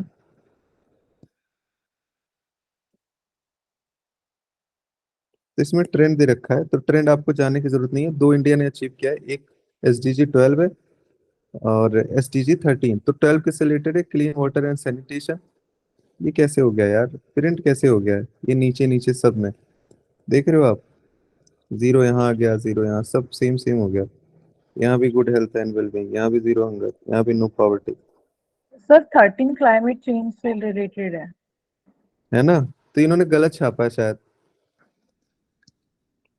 सब देखो, zero poverty, zero poverty, zero poverty, फिर hunger hunger hunger, good health good health, ऐसे थोड़ी ना यार। तो ये गलत हो गया। तो 13 वाला याद रख लेना कि उसने, इंडिया ने अचीव किया। क्लाइमेट चेंज की तरफ अच्छा काम करे तो वो इंडिया ने किया है। बाकी उतना डिटेलिंग इसमें नहीं पूछता, मीन्स के आप लिखने नहीं जा रहे हो, ये सब कुछ काम का नहीं है। Sustainable cities integrated approach pilot project. तो बस एक चीज याद रख लेना कि न्यूज में क्यों, सबसे पहले न्यूज पढ़ा करो तो आपको समझ में आ जाएगा कि इसका वजन क्या है न्यूज का। तो क्या रहा है कि sustainable cities integrated approach pilot project, तो कोई प्रोजेक्ट है। तो यूएन हैबिटेट ने अभी has based on it's finding on sustainable cities integrated approach pilot project highlighted issues, सिर्फ इशूज को हाईलाइट किया है, हाईलाइट कर दिया, उसको न्यूज बना दिया। अब ये प्री में पूछेगा, very least chance, Jaipur urban development to progress strategy intervention promote sustainable development. तो ये हमारे लिए तो मतलब ही नहीं है इसका कि sustainable cities integrated pilot project क्या है। तो ध्यान से देख लो कि यूएन हैबिटेट और यूएन आईडीओ दोनों मिलकर करते हैं पार्टनरशिप के पास, इंडिया के मिनिस्ट्री ऑफ अर्बन अफेयर्स से। और ग्लोबल इन्वायरमेंट फैसिलिटी जो इसको पैसे देती है, हमने डिस्कशन किया था, 5 को और भी देती है। 5 पायलट सिटीज कवर किए गए, जयपुर, मैसूर, विजयवाड़ा, गुंटूर, भोपाल। तो भोपाल भी है। तो ये हमारे लिए इंपॉर्टेंट है, थोड़ा सा फैक्ट देख लिए। लेकिन जो सबसे ज्यादा इंपॉर्टेंट है वो ये है कि जो यूएन हैबिटेट है, United Nation human settlement programme 2016 में पूछा था। तो UN agencies for human settlement mandated by UN general assembly, क्या काम है? तो प्रमोट करेगा socially environmentally sustainable town and cities. Cities से रिलेटेड है यूएन हैबिटेट, तो वहाँ अच्छी अच्छी चीजें करना, एडवोकेट शेल्टर प्रोवाइड करना सभी को, वो सब इसका काम है, रिकमेंड करना। तो इसके कुछ अदर की इंफॉर्मेशन यू हैबिटेट पब्लिकेशन क्या क्या है, the state of world cities है, the global report on human settlement है, न्यू अर्बन एजेंडा है, sustainable development goal and urban है, local bodies the future we want. तो इतने इंपॉर्टेंट नहीं है, बस थोड़ा बहुत देख लिया एक नजर तो ठीक है। अदर सस्टेनेबल, और जो 2016 में पूछा था तो इसके बारे में नहीं पूछा था, वो समिट हुई थी 2016 में, तो वो करंट में था इसलिए पूछा था, नहीं तो पूछता भी ना। फिर देखते हैं अदर सस्टेनेबल हैबिटेट इनिशिएटिव तो क्या क्या है, तो 11th वर्ल्ड अर्बन फोरम है, तो वर्ल्ड अर्बन फोरम से रिलेटेड है, अर्बन से रिलेटेड है। तो कहाँ पे हेल्ड हुआ, कटोविस पोलैंड में। तो conference on the sustainable urbanisation को organise by the UN habitat, क्योंकि अर्बन से रिलेटेड है। क्या करेगा, UN to examine rapid urbanisation its impact of communities. तो इसीलिए किया क्या है, किसने किसने किया, national institute of urban affairs India का, और climate centre for cities and world resource institute of India WRI। तो ये जब भी पूछेगा ना तो गलत कर देना इसको, जब वो पूछ लेगा इसने इसने मिलके ऐड वो करवाया ऑर्गेनाइज, दो तीन नाम देगा तो एक तो पक्का ही गलत है, तो उसको ऐसे ही काट देना, पढ़ने की रटने की जरूरत ही नहीं। और अर्बन से रिलेटेड है तो अर्बन वगैरह में कुछ चीजें अच्छी करेंगे, देखेंगे, चेक करेंगे, तो जो भी स्टेटमेंट होगा वो सही होगा। तो उस हिसाब से आपको अप्रोच रखना है, आप ऐसे एक एक चीज याद नहीं रख सकते, आपको माइंड अपना ओपन करना पड़ेगा कि ये पूछेगा तो मैं गलत कर दूंगा, और इसके अर्बन के बारे में कुछ अच्छी चीजें लिखेगा तो स्टेटमेंट सही हो जाएगा। कुछ एक्सट्रीम हो जाएगा, कंप्लीटली ये कर डालेंगे, चीट डालेंगे, फाड़ डालेंगे तो गलत होगा। फिर ग्रे के बारे में देखते हैं, ग्रे क्या है। तो अभी जो UIDAI हेडक्वार्टर है न्यू दिल्ली, उसने जीता है ग्रे का एग्जाम्पलरी परफॉर्मेंस अवार्ड, तो वो नहीं देखते, ग्रे देखते हैं। तो ग्रे क्या है, was developed by the TERI private energy research institute है, was adopted as a national rating system, किसको, ग्रीन बिल्डिंग को, by the government of India since 2007। Evaluate करता है इन्वायरमेंट परफॉर्मेंस ऑफ बिल्डिंग का, तो ये काम है किसका, ग्रे का। डेवलप कौन करता है, टेरी। बस शंकर वगैरह में देखोगे तो छोटा सा पैराग्राफ है इसके बारे में, तो एक नजर हमने देख लिया कि क्या है ये। बिल्डिंग कोड से रिलेटेड है, ग्रे ऐसे पूछ लिया, ग्रे इज रिलेटेड टू तो बिल्डिंग कोड से। फिर cities, city investment to innovate integrate sustain programme. अब इसमें कोई भी स्टेटमेंट होगा सिटीज में इन्वेस्टमेंट से कि पैसा देंगे, डालेंगे, बढ़ाएंगे, तो सही होगा। इनोवेट यस होगा, इंटीग्रेट होगा, तो वही सारी चीजें हैं। अब ये देख लेते हैं कौन कौन किया, तो national institute of urban affairs, urban से रिलेटेड है तो यार गलत होने के चांसेस कम है। Under the cities programme organise is a photography exhibition title cities of tomorrow, तो कौन ज्वाइंटली कर रहा है, ministry of urban housing affairs और फ्रेंच डेवलपमेंट एजेंसी। तो फ्रेंच डेवलपमेंट एजेंसी को चेंज कर देगा, यहाँ पे लिख देगा UNDP या वर्ल्ड बैंक लिख देगा तो गलत हो जाएगा, तो इसीलिए इसको हमेशा गलत मानना। इसका काम क्या है कि असिस्टेंट प्रोवाइड करेगा, इन्वेस्टमेंट की बात कर रहा है, यहाँ पे देखो नाम से ही लग रहा है इन्वेस्टमेंट, तो इसका मतलब प्रोवाइड करेगा फाइनेंशियल असिस्टेंट, ग्रांट देगा, टेक्निकल असिस्टेंट देगा, इनोवेशन की बात हो रहा है तो टेक्निकल असिस्टेंस है। मेन कंपोनेंट क्या है, programme to fund smart cities project through the challenges and processes. तो कोई भी अच्छी चीज स्मार्ट सिटीज या कुछ स्मार्ट सिटी से रिलेटेड है, बट कोई भी अच्छी चीज अर्बन से रिलेटेड है, बस वही सही होगा। और ये वाला पूछेगा कौन कौन कर रहा है ज्वाइंटली प्रोग्राम, तो गलत ही होगा, यूपीएससी जब पूछेगा तो ये गलत रखेगा उसमें। फिर India first sovereign green bond है, तो सबसे पहले तो ये होना चाहिए कि ग्रीन बॉन्ड क्या होता है। जैसे बाजीराम वगैरह में मॉक टेस्ट में सिर्फ green bond, what is green bond ऐसे लिख देते हैं, चार स्टेटमेंट दे दिया। तो ग्रीन बॉन्ड क्या होता है, सॉवरेन ग्रीन बॉन्ड की उसको गवर्नमेंट मतलब इंट्रोड्यूस करती है, तो फिक्स इनकम मिलता है इससे, designated to support specific climate related और environmental प्रोजेक्ट। तो ग्रीन बॉन्ड मतलब हरियाली, तो कुछ क्लाइमेट अच्छा से क्लाइमेट को फायदा देगा, क्लाइमेट को सपोर्ट करेगा, तो उसका पैसा वहीं पे यूज करेंगे, इसीलिए हम ग्रीन बॉन्ड यूज करते हैं। तो उसका पर्पज ही है, तो बस क्लाइमेट से रिलेटेड जो भी यूज करते हैं उसे ग्रीन बॉन्ड करते हैं। और एक green finance working committee constitute की गई है to validate the key decision on the issuance of the SSG। Process will be deposited in the proceed will be deposited in the consolidated fund of India. एक बहुत ही extreme statement है, पूछे नहीं फिर भी देख लेते हैं। फिर ग्रीन बॉन्ड इन इंडिया देखते हैं, तो पहला ग्रीन बॉन्ड इंडिया में इशू हुआ था कौन सा, यस बैंक। ये कई बारी मैच द फॉलोइंग कह रहा हूँ, मॉक टेस्ट में आया। किसने किया था पहली बार, तो यस बैंक ने किया था, यस बैंक 2015 में। तो ग्रीन बॉन्ड किससे रिलेटेड है, बस ग्रीन बॉन्ड आपको याद रखना है। म्युनिसिपल बॉन्ड जो है वो SEBI has announced that issuer of municipal debt security can issue green bond।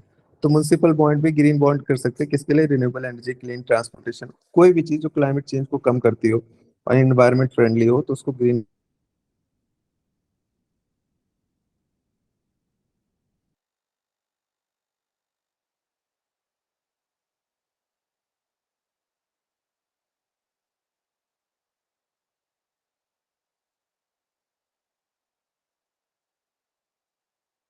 बना दिया। तो ग्रीन परमिट क्या है, कुछ परमिशन दे दिया, एक्सटेंशन दे दिया, किस चीज के लिए, कोई ऐसा प्रोजेक्ट होता है जैसे रिवर वैली प्रोजेक्ट हो गया, काफी टाइम लगता है, न्यूक्लियर पावर प्लांट हो गया, काफी इंपॉर्टेंट होता है, तो उसके लिए उन्होंने एक्सटेंड कर दिया, तो यही न्यूज में था।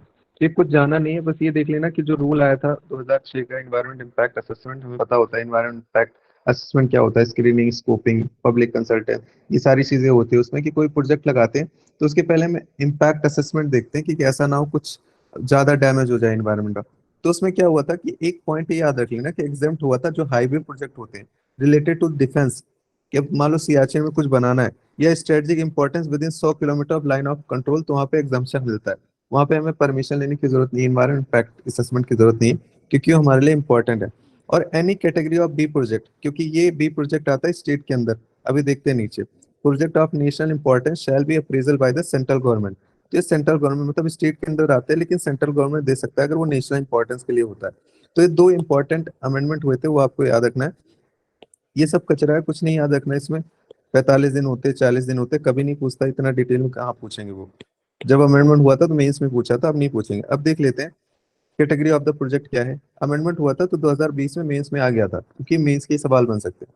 अब कैटेगरी प्रोजेक्ट क्या है, require prior prior environment clearance from the central government, तो कोई भी चीज सेंट्रल गवर्नमेंट से रिलेटेड प्रोजेक्ट है तो कैटेगरी ए में आता है। कैटेगरी बी में कौन सा आता है, वो स्टेट यूटिलिटीज के आते हैं, लेकिन इसमें कोई नेशनल इंपॉर्टेंस का होगा तो उसको भी सेंट्रल गवर्नमेंट दे सकता है, अभी हमने ऊपर देखा।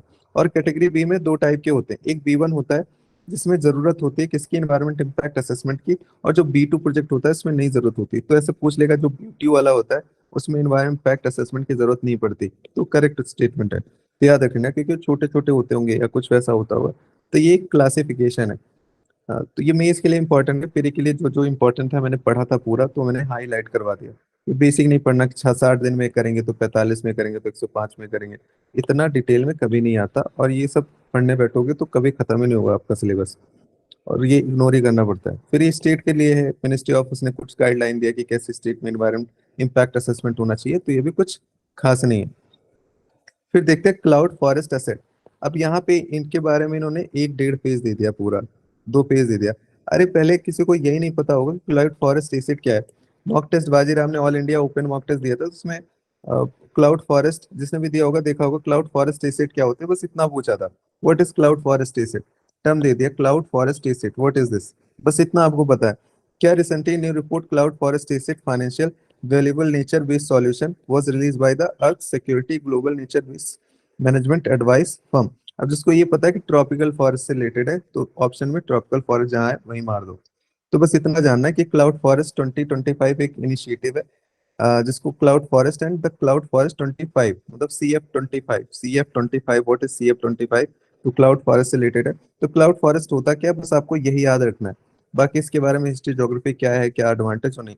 ये क्लाउड फॉरेस्ट होता है कहाँ पे, माउंटेन ट्रॉपिकल फॉरेस्ट में होते हैं, generally found at the river head stream and mostly covered with the cloud, this is called cloud forest. ऊपर से सिंपल ऊपर से पूछेगा। अब इसमें क्या क्या होता है, क्या एडवांटेज होता है, क्या डिसएडवांटेजेस होता है, क्या क्या फायदे हो सकते हैं। नेचर बेस्ड सॉल्यूशन तो आपको पता है कि कोई भी चीज जो नेचर का हम यूज करें प्रोड्यूस करने के लिए, मतलब ऐसे एडिशनल कुछ आर्टिफिशियल चीजें ना लगाए, सब नेचुरली हो, तो नेचर बेस्ड सॉल्यूशन है। तो कुछ भी नेचर बेस्ड सॉल्यूशन करेंगे तो पॉजिटिव होगा, एनवायरमेंट पे इम्पैक्ट उसका पॉजिटिव पड़ेगा। तो जितने पॉजिटिव पॉजिटिव स्टेटमेंट होंगे सब सही हो जाएंगे, एक तरफ से सही हो जाएंगे, उसको गलत करना इम्पॉसिबल है। और कुछ नेगेटिव स्टेटमेंट होंगे, ये नहीं हो सकता नेचुरल बेस्ड सॉल्यूशन से, ये नहीं कर सकते, वो नहीं कर सकते, तो गलत हो जाएगा, क्योंकि नेचुरल बेस्ड सॉल्यूशन से एनवायरमेंट सस्टेनेबल है। तो ये सब ऐसे लिखना हो आपको तो सब पढ़ सकते हो, कैसे मिटिगेट करना है, कैसे करना है। बट यहाँ के कुछ प्री के सवाल नहीं बन सकते, जो बनेंगे यही बनेंगे कि फॉरेस्ट CF25 क्या है, और दूसरा क्लाउड फॉरेस्ट क्या होता है, क्योंकि बाजीराव में जो उन्होंने बनाया था उन्होंने ऐसे ही पूछा था, और यूपीएससी ऐसे ही पूछेगा, इतना डिटेल में नहीं जानते, तो इसीलिए ऐसे फिल्टर करते हैं, ये सारी चीजें आपको इग्नोर करनी। हाँ, नेक्स्ट आते हैं ओशन थर्मल एनर्जी। तो अभी क्या हुआ न्यूज में, क्यों आया कि national institute of ocean technology, ये सबसे पहले बॉडी याद रख लो, ये ऑटोनोमस इंस्टीट्यूट है, किसके अंदर, मिनिस्ट्री ऑफ अर्थ साइंस के अंदर, national institute of ocean technology, जिसने अभी स्टैब्लिश किया India first ocean thermal energy conversion plant. Ocean energy thermal plant कहाँ पे किया है, कारावाती में किया है, लक्षद्वीप में। कैपेसिटी कितना है, 65। तो कारावाती लक्षद्वीप में किया, सबसे पहला स्टेटमेंट बन सकता है, याद रखना है। किसने किया? National institute of ocean technology. किस, ये क्या है? ऑटोनोमस है किसके अंदर? मिनिस्ट्री ऑफ अर्थ साइंस के। अब ये about ocean thermal energy conversion क्या होता है, तो अभी इसमें हिस्ट्री हिस्ट्री दिखा है, तो हिस्ट्री थोड़ी ना पूछेगा यार। फिर इसमें क्या होता है, ओशन थर्मल एनर्जी कन्वर्जन क्या होता है कि एक process of producing energy by harnessing the temperature differences thermal gradient between sea ocean surface water and deep water. तो यहाँ से सरफेस वाटर था, भाप निकला, इवेपोरेट हुआ, इवेपोरेशन यहाँ से जमा, यहाँ गया, टरबाइन था उसने घूमा, इधर इलेक्ट्रिसिटी प्रोड्यूस की, फिर ये जो भाप था नीचे गया, इसको कंडेंस किया, ये सिंक कर गया, ये सिंक कर गया, यहाँ से वो कोल्ड वाटर गया, ये इसको और कंडेंस कर रहा है, तो ड्रेन कर गया। तो कैसे हम एनर्जी यूज करते हैं, तो उसी का बता रहा है कि अभी ये थर्मल डिफरेंस से होता है। अभी ये कहाँ पे पहला इंस्टॉल हुआ है? करावती में। तो अभी अदर फॉर्म कौन कौन से? वेव एनर्जी है। वेव एनर्जी कैसे होते हैं? Generated by the movement of device either floating और surface of wave moved in ocean by the force generated by the ocean waves. Current से होता है kinetic energy from the ocean current with submerged turbine, और tidal होता है। तो जब हम रिन्यूएबल एनर्जी की बात करते हैं, रिन्यूएबल एनर्जी, तो रिन्यूएबल एनर्जी में हम लिखते हैं विंड। मेंस के लिए मैं बता रहा हूँ, आप विंड लिखोगे, आप सोलर लिखोगे, आप ओशन में चार लिख दो, चार हमेशा याद रखो ओशन में: टाइडल, करंट, वेव, और ये ओशन थर्मल एनर्जी। तो चार पॉइंट आपके यहाँ से बनते, चार हेडिंग, तो एक हेडिंग, दो हेडिंग, तीन हेडिंग, चार, पाँच, छः, सात, और एक जियो थर्मल आपने लिया सात। तो ऐसे आपके रिन्यूएबल एनर्जी के बारे में कैसे आप कैटेगराइज करते हो पॉइंट। तो मीन्स के लिए इंपॉर्टेंट है। पोटेंशियल कितना है, सब कभी पोटेंशियल नहीं पूछता, आपसे सिंपल पूछेगा कहाँ आया वो, क्योंकि जो चीजें हुई और क्या है ये वो। फिर ये बहुत इंपॉर्टेंट है, टर्म से आ जाएगा। तो Sindhuja one, what is Sindhuja one? This is a ballistic missile, या कुछ स्कॉर्पियन सबमरीन है, या ocean wave energy converter develop by Madras. तो जरा सब पता है कि यार सिंधु, सिंधु नदी ये किससे रिलेटेड है? नदी या ओशन कुछ? It is ocean wave energy converter develop by IIC Madras. कुछ नहीं पढ़ना, एडवांटेज डिसएडवांटेज यही पूछेगा टर्म। आपको क्या लगता है कि पूछेगा consider following statement regarding Sindhuja, Sindhuja one? अरे यही नहीं पता होगा सिंधुजा वन है क्या? इतनी चीजें न्यूज होती है, इतना बड़ा न्यूज होता है, तो उसमें उसकी डिटेल में जाके कौन याद कर सकता है? वो सिंपल आपका अवेयरनेस मांगते हैं, general awareness. What is Sindhuja one? Simple आएगा, बस इतना याद होगा ना, कुछ ओशन ओशन से रिलेटेड है, ओशन एनर्जी से या कुछ रिन्यूएबल एनर्जी से, तो तब भी आप चार बहुत अलग अलग ऑप्शन होंगे। एक ऑप्शन स्कॉर्पियो सबमरीन का होगा, एक फाइटर जेट का होगा, एक होगा ओशन एनर्जी से, ऐसे ऐसे चार अलग अलग दूर दूर। तो जरा सा भी अंदाजा होगा या कुछ गट फीलिंग आएगी तो आप आराम से कर लोगे। तो सिंधुजा वन, बस ये लाइन याद रखना है, बाकी ये पूरा इग्नोर करना है, बिल्कुल नहीं पढ़ना। फिर कोल गैसिफिकेशन, अभी union government has allowed the concession 50% coal gasification में। तो ये न्यूज क्यों था वो नहीं पढ़ना, लेकिन कोल गैसिफिकेशन इंपॉर्टेंट है। क्या होता है ये? प्रोसेस होता है converting coal into synthesis gas, syn gas जिसे बोलते हैं। कोल को सिन गैस में कन्वर्ट करते हैं, कैसे? Which is a mixture of, इसमें क्या होता है? हाइड्रोजन होता है, कार्बन मोनोऑक्साइड होता है, और कार्बन डाइऑक्साइड होता है। तो यूपीएससी पूछ सकता है कि free from the carbon monoxide या कार्बन डाइऑक्साइड, ऐसा नहीं है। इन सेतु प्रोसेस होता है in which oxygen is injected, oxygen डाला जाता है into the seam along with water भी वहां पे होता है, और इग्नाइट करता है हाई टेम्परेचर पे। और एक्स सेतु प्रोसेस में क्या होता है? Reactor is developed for simulating the gasification process above the ground of the surface. अब ये देखते हैं कि in the gasification process sulphur present in the coal is converted to the hydrogen sulphide and minor amount of carbon sulphide, तो उसमें convert होता है। अब उसके वही सारी चीजें हैं कि देखो, कोल जो टेक्नोलॉजी होती है, they do not produce any scrubber sludge, sludges, तो ये नहीं प्रोड्यूस करते, डू नॉट प्रोड्यूस एनी, तो ये थोड़ा सा एक्सेप्शन है। तो थोड़ा सा हमने क्वेश्चन मार्क लगा के इसको ध्यान से देख लिया। और फिर उसके क्या क्या एडवांटेज है? Can be use produce number of product using clean technology, अच्छी अच्छी चीजें हैं। तो ये सारे एडवांटेज है, क्लीन टेक्नोलॉजी होगी, वॉश वाटर रिसाइकल होगा, रेसिड्यू वेस्ट जो होते हैं water from gasification plant can be effectively treated. तो जितने भी अच्छी अच्छी पॉजिटिव पॉजिटिव चीजें हैं वो होगा।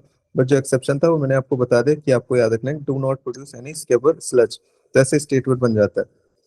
और ये क्या है वो भी हमने डिस्कस कर लिया कि कोल से कैसे गैस में कन्वर्ट होता है, जिसे सिन गैस भी बोलते हैं। अभी एक रिलेटेड कोई न्यूज थी कि national mission of document to achieve 100 million of tonne of coal gasification by 2030। तो ये टारगेट है किसका? National mission document centre has prepared, उसने प्रिपेयर किया था।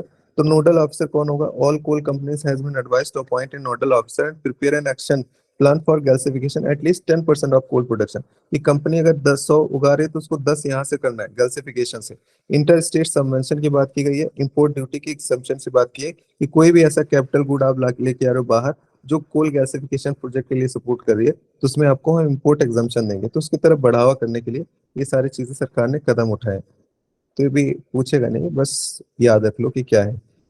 तो कुछ ये न्यूज़ ही खास नहीं है, बस इतना है कि what is syn gas. Syn gas पूछ लेगा क्या है, जैसे पायरोलाइसिस पूछा था 2019 में, तो ऐसे सिन गैस पूछ लेगा कि कोल से गैस बनाते हैं, that is called syn gas. अब नेशनल पॉलिसी ऑफ बायोफ्यूल है, तो अभी क्या हुआ इसमें, हाँ, तो recently cabinet approve the amendment of national policy of biofuel 2018। Advance the target से एडवांस किया 20%, हमने एथेनॉल ब्लेंडिंग की बात की है।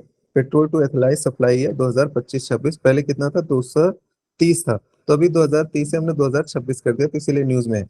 तो बायोफ्यूल हमें पता है कि बायोफ्यूल जैसे कोई भी चीज हो गया बायो, उससे रिलेटेड, से liquid transportation fuel such as ethanol, biodiesel, from the agriculture produce forest any other organic material से बायोफ्यूल बनता है।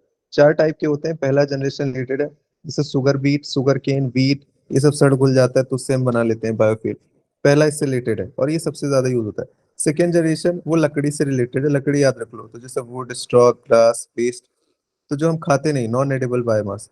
तीसरा क्या है, वो एल्गे से रिलेटेड है, तीसरा एल्गे से रिलेटेड है। चौथा जो पायरोलिसिस होता है, जैसे CO2 वगैरह कैप्चर करके कर लेते हैं, तो पायरोलिसिस आया था 2019 में। क्या है ये, pyrolysis solar to fuel engineer algae and gasification।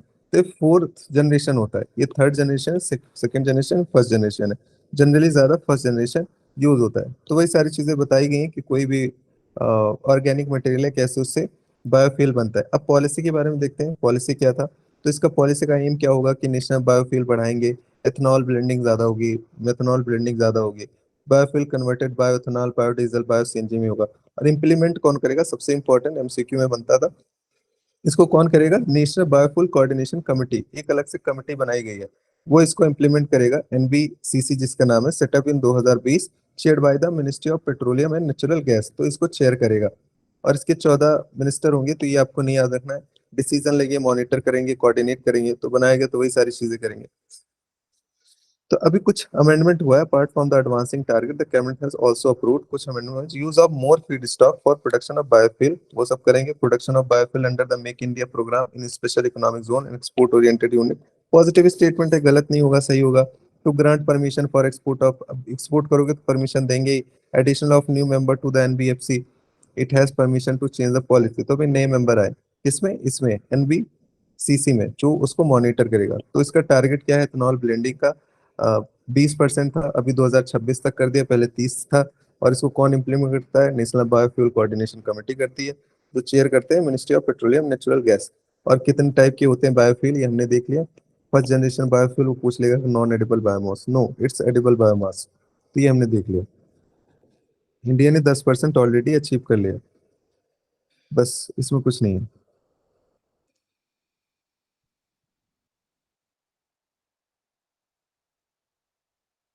फिर ये नेशनल बायो एनर्जी प्रोग्राम है, ये भी कुछ इंपॉर्टेंट नहीं है, बायो एनर्जी देख लेना। तो क्या, recently ministry of renewable energy has notified that national bio energy programme will continue from 2021-22 से 2026 तक, बजट उसके लिए इतना दिया गया, तो इसलिए न्यूज में। तो बायो एनर्जी देख लेते हैं क्या होता है। Bioenergy refers to electricity and gas that is generated from the organic matter known as biomass. तो ये biomass is a renewable organic material है, जो प्लांट्स एंड एनिमल से बनता है। Raw material to produce biogas, biogas is the raw material to produce biogas. और biogas is a renewable pool of produce, तो renewable से रिलेटेड है। Biogas compost mostly methane और कार्बन डाइऑक्साइड, तो CH4 होता है इसमें और CO2 होता है।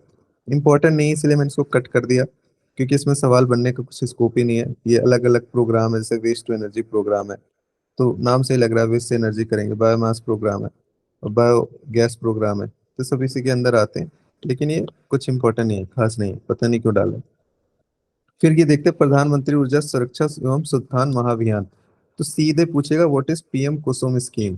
PM Kusum scheme women empowerment के लिए है या सोलर पावर प्लांट के लिए। तीसरा पूछ लेगा स्टार्टअप के लिए, वुमेन के लिए, या चौथा ऐसे कुछ। तो आपको पता है सोलर से रिलेटेड है, बस हो गया काम, सिंपल सवाल आएगा, सिंपल। और कोचिंग में भी सिंपल पूछते हैं। तो कब ये लॉन्च हुआ था, 2019 में लॉन्च हुआ था, मिनिस्ट्री ऑफ रिन्यूएबल एनर्जी से। अब इसके 3 कंपोनेंट है, इस component A, component B, component C. Installation of decentralised ground mounted connected renewable power plant, installation of standalone solar power plant. तो बस इतना याद रख लो कि PM कुसुम स्कीम किससे रिलेटेड है? सोलर पावर प्लांट से रिलेटेड है, खेत वगैरह में किसानों के लिए। उनको फिर सब्सिडी देंगे, उनको एम्पावर करेंगे, उनको अवेयरनेस बढ़ाएंगे, ये सारी चीजें। इसमें कंपोनेंट में क्या क्या फंक्शन है कभी नहीं पूछेगा, कभी भी नहीं, इतना डिटेल में नहीं जाता, कॉपी पेस्ट मार देते हैं। बस यही याद रखना है आपको, पीएम कुसुम स्कीम क्या है, किससे रिलेटेड है, बस। ये कोई वुमेन एम्पावरमेंट के लिए नहीं है, ये किसानों के लिए जो सोलर मतलब पंप यूज करें। तो scheme for development of the solar park and ultra mega solar power project, तो स्कीम है। तो scheme was roll out by the ministry of renewable energy 2014 में किया गया था। इसका टारगेट क्या किया गया था कि इसको सेटअप करेंगे 25 solar park and ultra mega solar park project over 20 gigawatt of solar power install capacity with in span of 5 year 2024। तो इस स्कीम है, स्कीम के बारे में बताया गया है। स्कीम रिन्यूएबल एनर्जी लाया, कुछ नहीं है इसमें भी, कुछ नहीं, कुछ नहीं, बस जितना हाईलाइट है वही पढ़ लेना, बस कुछ नहीं पूछेगा इसमें। अब हाँ, फिर कैपेसिटी स्कीम उसको एनहेंस करेंगे 20 गीगावाट से इतना। इम्प्लीमेंटिंग एजेंसीज कौन है? Solar power park developer, solar power park developer. तो सोलर पार्क से रिलेटेड है, तो जो डेवलपर है सोलर पावर पार्क वही करे हुए। और ऑर्गेनिक सोलर सेल्स क्या है? ऑर्गेनिक सोलर सेल्स, तो अभी क्या रिसेंटली रिसर्च हुआ है कि IIT Kanpur have developed organic solar cells on steel substrates. It can convert steel roof into energy producing device. कोई स्टील का रूफ है, उसको एनर्जी कन्वर्टिंग डिवाइस में कन्वर्ट कर देगा। तो ऑर्गेनिक सोलर सेल आप याद रखो। इसका पोटेंशियल है, बेनिफिट इसका क्या होगा कि लाइट वेट होगा और पोटेंशियल होगा, स्टोर कर लेगा ज्यादा amount of solar energy than solar technology. तो इसमें ज्यादा एनर्जी स्टोर हो सकती है। तो ऑर्गेनिक सोलर सेल टेक्नोलॉजी किसकी? आईआईटी कानपुर की, बस इतना। फिर India largest floating solar power project, ये स्टेटमेंट भी इस क्वेश्चन आया था, जैसे लास्ट ईयर आया था। तो कहाँ पे ये है आपका रामा गुदाम, तेलंगाना में। तभी एनटीपीसी ने has set the commission India's first largest floating solar power project. कहाँ पे? रामागुदान, तेलंगाना में। बस इतना याद रख लो, कहाँ है? तेलंगाना, रामागुदान तेलंगाना। एक टर्म है कोई, क्या टर्म का नाम है? घारीकुपुर।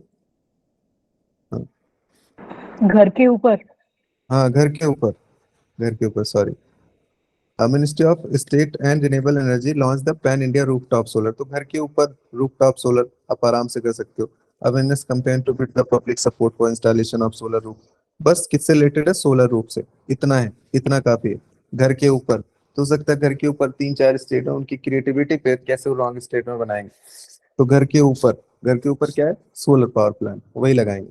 अब ये कुछ रूल्स आए हैं, उनको हम देख लेते हैं। See, electricity promoting renewable energy through green energy open access rule 2022. तो Ministry of Power has notified the promoting renewable energy through green energy open access rule. तो की हाईलाइट क्या है रूल्स के? Consumer are entitled to demand supply of green power from discom, उनसे मिलना चाहिए। Commercial industrial consumer are allowed to purchase green power on voluntary basis. फिर green open access की बात है, so allow any consumer reduction in the limit of open access transaction from 1 megawatt to 100 kilowatt for green energy. This aim to enable small consumer also to purchase renewable from the through open access. फिर transparency को increase करेंगे, transparency को increase करेंगे कि जो open access है will be granted 15 days और else it be deemed to have approval subject to the fulfillment or technical requirement. It will be through national portal.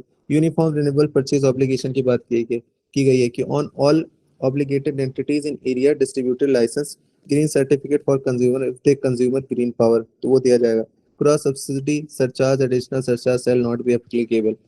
कुछ इसमें बना ही नहीं कि मैं स्टेटमेंट इसमें एक बना दूं, बस रूल आया था 2022 में आया था, तो लास्ट साल भी ये न्यूज में था, इस बारे में न्यूज है। जब ये आया था बिल, उसके पहले भी ये न्यूज में था, लेकिन पूछा नहीं एक भी बारी। तो पहले ये 3 पेज में आया था, लास्ट साल 2 पेज में आया, इस बार इन्होंने आधे पेज में किया है, बस कर दिया दिखाने के लिए। बट ये पूछेगा नहीं, टू बी ऑनेस्ट कुछ नहीं आएगा इसमें से। मेंस वगैरह में सवाल बन सकता था, लेकिन प्री में आने का कोई चांस ही नहीं है। तो green energy open access portal है, यूनियन मिनिस्ट्री ऑफ पावर ने एंड रिन्यूएबल एनर्जी ने लॉन्च किया green energy open access portal. Portal will allow consumer to access green power easily through the transparent streamline procedure, इसीलिए किया गया है। तो इसी पोर्टल की बात कर रहे हैं। अब देखते हैं कोल बेड मेथेन के बारे में। तो कोल बेड मेथेन क्या होता है? सबसे पहले हमें ये जानना है कि ministry of coal has released policy guideline for utilisation of de coal land for setting up thermal renewable energy power plant coal bed extraction unit and coal unit plant. तो कोल बेड मीथेन क्या है? Unconventional form of natural gas है found in coal deposit, coal seams formed during the process of coalification, transformation and plant material into the coal। तो वहीं से कोल bed methane होते हैं कि कोल एरिया है कहीं पे जो वहाँ पे मीथेन गैस होती है, तो उसी को निकाल के यूज करते हैं, उसी को कोल बेड मीथेन बोलते हैं। तो ministry of petroleum natural gas formulated the coal bed methane policy under oil field regulation development act 1948 and petroleum and natural gas rule 1951 harness the potential of CBM. ये बहुत ज्यादा वाटर वाटर यूज करता है, इसीलिए इसको हम उतना बढ़ावा नहीं देते। इंडिया में इसकी कैपेसिटी बहुत ज्यादा है, अराउंड 480 पता नहीं क्या है, बीबी टन ऐसे कुछ बोलते हैं। तो कोल बेड मीथेन का है। अब क्यों है? गाइडलाइन दे दिया, कुछ वैसे दे दिया तो उसको रिलीज कर दिया। गाइडलाइन वगैरह इंपॉर्टेंट नहीं होता। इतना बड़ा पीटी 365 में पढ़ा है, इतने सारे न्यूज हैं, यहाँ से क्यों सवाल पूछेगा यार? मतलब स्टेटमेंट एक बन सकता है कोल बेड मीथेन जो है वो अनकन्वेंशनल या कुछ वैसे, लेकिन उसके भी लीस्ट चांसेस है। जियोथर्मल एनर्जी में कि ONGC has reported started drilling is first well कहाँ पे? पूगा। तो पूगा कहाँ है? लद्दाख में, ये आप याद रखना। Geothermal plant use hydrothermal resources that have both water hydro and heat thermal. कि होता है ना कि वो थर्मल हीट आती है, अंदर नीचे से गर्म पानी आता है और उसको हम यूटिलाइज करके एनर्जी में कन्वर्ट करते हैं। तो यही है। As preliminary investigation undertaken by geological survey of India. जो जियोलॉजिकल सर्वे ऑफ इंडिया है वो पूरा मैपिंग करता है जियोथर्मल इंडिया में कहाँ कहाँ पे है। जैसे पूगा, सतना, सोनाटा, ये सारे एरियाज हैं किसके लिए? जियोथर्मल एनर्जी के लिए। तो जियोथर्मल एनर्जी होगी तो क्या क्या फायदे होंगे? तो देख लो, कार्बन फ्री है, रिन्यूएबल है, प्रोवाइड करेगा कॉन्टिन्यूस अनइंटरप्टेड सप्लाई। फिर इश्यूज क्या क्या? लोकल स्पेसिफिक इश्यूज हैं और associated with other emission like sulphur dioxide, इससे बहुत आता है, ये बहुत नुकसान है सल्फर डाइऑक्साइड का। और hydrogen sulphide causes mini tremor in area of operation, high initial cost, और कॉस्ट भी काफी हाई लगता है जियोथर्मल के लिए। सल्फर डाइऑक्साइड भी यहाँ से होता है। अब बायोमास को फायरिंग क्या होती है? बायोमास को फायरिंग होती है, co firing biomass consist of burning biomass in coal fire power plant along with the coal. तो ये इसको बोलते हैं कि बायोमास को फायरिंग। तो एक सामर्थ्य स्कीम भी इसी के रिगार्डिंग लॉन्च हुआ था, national mission for use of biomass in coal production thermal power plant. तो यूपीएससी बोलेगा कि Samarth scheme is related to 4 statement. MSME को पैसा देंगे, दूसरा लैंड रिफॉर्म करेंगे, या किसानों को सेल्फ सफिशिएंट बनाएंगे नॉर्थ ईस्ट रीजन में, चौथा पूछ लेगा कि बायोमास से रिलेटेड है। तो बायोमास वाला सही होगा। तो आपको कैसे पढ़ना है मैं आपको बता रहा हूँ, उसके बारे में डिटेलिंग पढ़ोगे कि चीजें एडवांटेज है डिसएडवांटेज कभी नहीं पूछेगा। बायोमास को फायरिंग क्या है ये पता हो, और सामर्थ्य स्कीम क्या है ये डन। फिर ग्रीन मेथोनॉल क्या है? कि जो एनटीपीसी है, national thermal power plant and Tecnimont, Italy based company sign MoU sign किया है, memorandum of understanding to jointly explore the green methanol production facility at a NTPC project in India. तो इसीलिए उन्होंने न्यूज बना दिया। अब ये सब नहीं मतलब है, ग्रीन मेथोनॉल क्या होता है वो हम देख लेते हैं। Green methanol is a methanol produce by process that emit zero, या तो जीरो या तो मिनिमल अमाउंट ऑफ जीएचजी, तो इसीलिए उसका ग्रीन नाम पड़ा। Usually measure in equivalent amount of CO2. It is produced from sustainable biomass और from carbon dioxide and hydrogen produced renewable energy। तो इसी को ग्रीन मेथनॉल बोलते हैं। सीबीजी बोल देखते हैं क्या है? Compressed biogas. Union ministry of petroleum natural gas inaugurated Asia's largest compressed biogas plant in कहाँ? संगरूर, पंजाब। तो क्या है? ये कंप्रेस्ड एंड प्यूरिफाइड बायोगैस है produce from the waste biogas resources like agriculture residue, cattle dung, यहाँ से होता है। और एक सतत स्कीम है। In 2018 the government launches the sustainable alternative towards the affordable transportation scheme to establish CBG production system. तो सतत स्कीम, ऊपर क्या था? सामर्थ, सामर्थ सतत, हम साथ साथ पढ़ते हैं ना मेंस के लिए। तो सतत, सतत किससे रिलेटेड है? सीबीजी से रिलेटेड है। सीबीजी क्या है? Compressed biogas. तो ये याद रख लेना, सतत। फिर रिड्यूस करेगा स्टेबल बर्निंग, ऑर्गेनिक मैन्योर को यूज करेगा, जनरेट करेगा एम्प्लॉयमेंट। तो जितने भी फायदे हैं, पॉजिटिव चीज फायदे होगा। तो world first compress natural gas terminal, world first, world first compress natural gas terminal. तो क्या है? Prime ministerial foundation of world first compress natural gas terminal of brownfield port at Bhavnagar, Gujarat. तो बस इतना फैक्चुअल इंफॉर्मेशन आपके लिए इनफ है, इससे ज्यादा कुछ इसमें देखना नहीं। फिर ग्लोबल ऑफशोर अलायंस के बारे में बात करते हैं। विंड अलायंस क्या है? ये ऑफशोर है, ऑफशोर की बात करें विंड अलायंस। तो कितने लोग इससे मिलके बने? Including Belgium, Colombia, Germany, UK, और इनिशिएटेड बाय कौन? IRENA Denmark global wind council. तो ये काट देना जब भी ऑप्शन में होगा। तो इसका कम क्या है, ब्रिंग करेंगे गवर्नमेंट को और अदर स्टेक होल्डर को लाएंगे कि ऑफशोर विंड से ज्यादा एनर्जी प्रोड्यूस करें। कैपेसिटी टारगेट क्या है वो भी नहीं पूछेगा, टारगेट इतना डिटेल में नहीं है। तो ग्लोबल एक अलायंस है यार, बस लोगों ने मिलकर एक अलायंस बनाया, कोई ऐसे बॉडीज नहीं है कि वो यूपीएससी के लिए इंपॉर्टेंट है कि आ जाएगा। तो ये भी नहीं करना है आपको। ये याद रखिएगा, भावनगर गुजरात क्या है, world first compress natural biogas terminal, statement based आएगा। अब ये है, फिर स्टेट क्लाइमेट इंडेक्स है, फिर अदर एफिशिएंसी है, फिर नेशन फार्मिंग, जल्दी जल्दी हो जाएगा। राइट टू रिपेयर, हाँ जल्दी जल्दी हो जाएगा, उतना है नहीं इसमें न्यूज में कुछ खास। मैं एक एक स्लाइड में ओवरऑल इसका वो बता दूंगा। ये पढ़ लेते हैं कि recently energy conservation amendment act आया था 2022 में। तो about energy conservation amendment act, तो क्या अमेंडमेंट है कि एनर्जी कंजर्वेशन एक्ट जो 2001 वाला है, स्टेटरी बॉडी से इसी से बी बना है अपना, bureau of energy efficient, bureau of energy ऐसे कुछ करके है वो, which provide a framework for regulating the energy consumption, promoting energy efficiency and energy conversion. तो अब ये कन्वर्जन एक्ट है तो एनर्जी से रिलेटेड होगा, कुछ अच्छी अच्छी चीजें तो वो तो आप आराम से कर लोगे। वाइल 2001 का जो एक्ट था, deal with saving energy amendment, deal with saving the environment, tackling issue changes, thus broadening the scope. तो अभी जो अमेंडमेंट हुआ है 2022 में, पहले क्या था सिर्फ एनर्जी सेव करेंगे, अभी क्या है कि saving the environment and tackling climate change. अभी इसका स्कोप ब्रॉड कर दिया, क्लाइमेट चेंज से इसको इंटीग्रेट कर दिया। तो की फीचर्स क्या क्या है, एम्पावर करेगा सेंट्रल गवर्नमेंट को to specify carbon credit rating scheme. तो ये बताएगा कार्बन क्रेडिट रेटिंग स्कीम। फिर carbon credit implies traded permit to produce specific amount of CO2 and others GHG। तो ट्रेडेबल परमिट होता है कि इतना ज्यादा प्रोड्यूस कर सकते हो, उसके बाद नहीं, नहीं तो आपको पैसे देने पड़ेंगे, आपने कम किया तो आप बेच भी सकते हो। सेंट्रल गवर्नमेंट और एनी अथोराइज एजेंसी में issue carbon credit certificate two entities register under a compliant scheme. अभी कंजर्वेशन 2000 अमेंडमेंट का जो अमेंडमेंट हुआ था 2010 में, तो पहला अमेंडमेंट कब हुआ था 2010 में। तो इसका स्कोप एक्सपेंड कर दिया था फॉलोइंग सब्जेक्ट में। पहला, energy conservation norm for building, enhance the energy efficiency norm for appliances and equipment, A framework for trade off energy saving among the energy intensive designated consumer. Penalty को increase कर दिया था, provide किया था अपेलिएट mechanism. तो कुछ खास है नहीं, आउटडेटेड है, 2010 का भी डाल दिया एक बॉक्स में। वो पूछेगा ही नहीं यार, ये सब इतना नहीं पूछता, ये भी नहीं पूछेगा। लेकिन देख लेते हैं, काफी बोरिंग है, काफी ज्यादा बोरिंग है।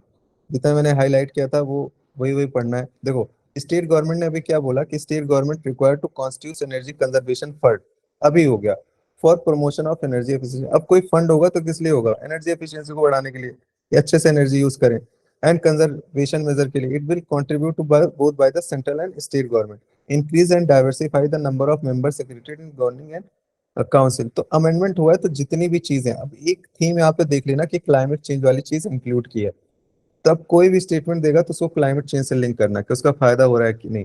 या कोई भी चीज जैसे कि मान लो कि फंड फंड होगा तो उससे क्या होगा, फंड का एनर्जी एफिशिएंसी बढ़ेगी।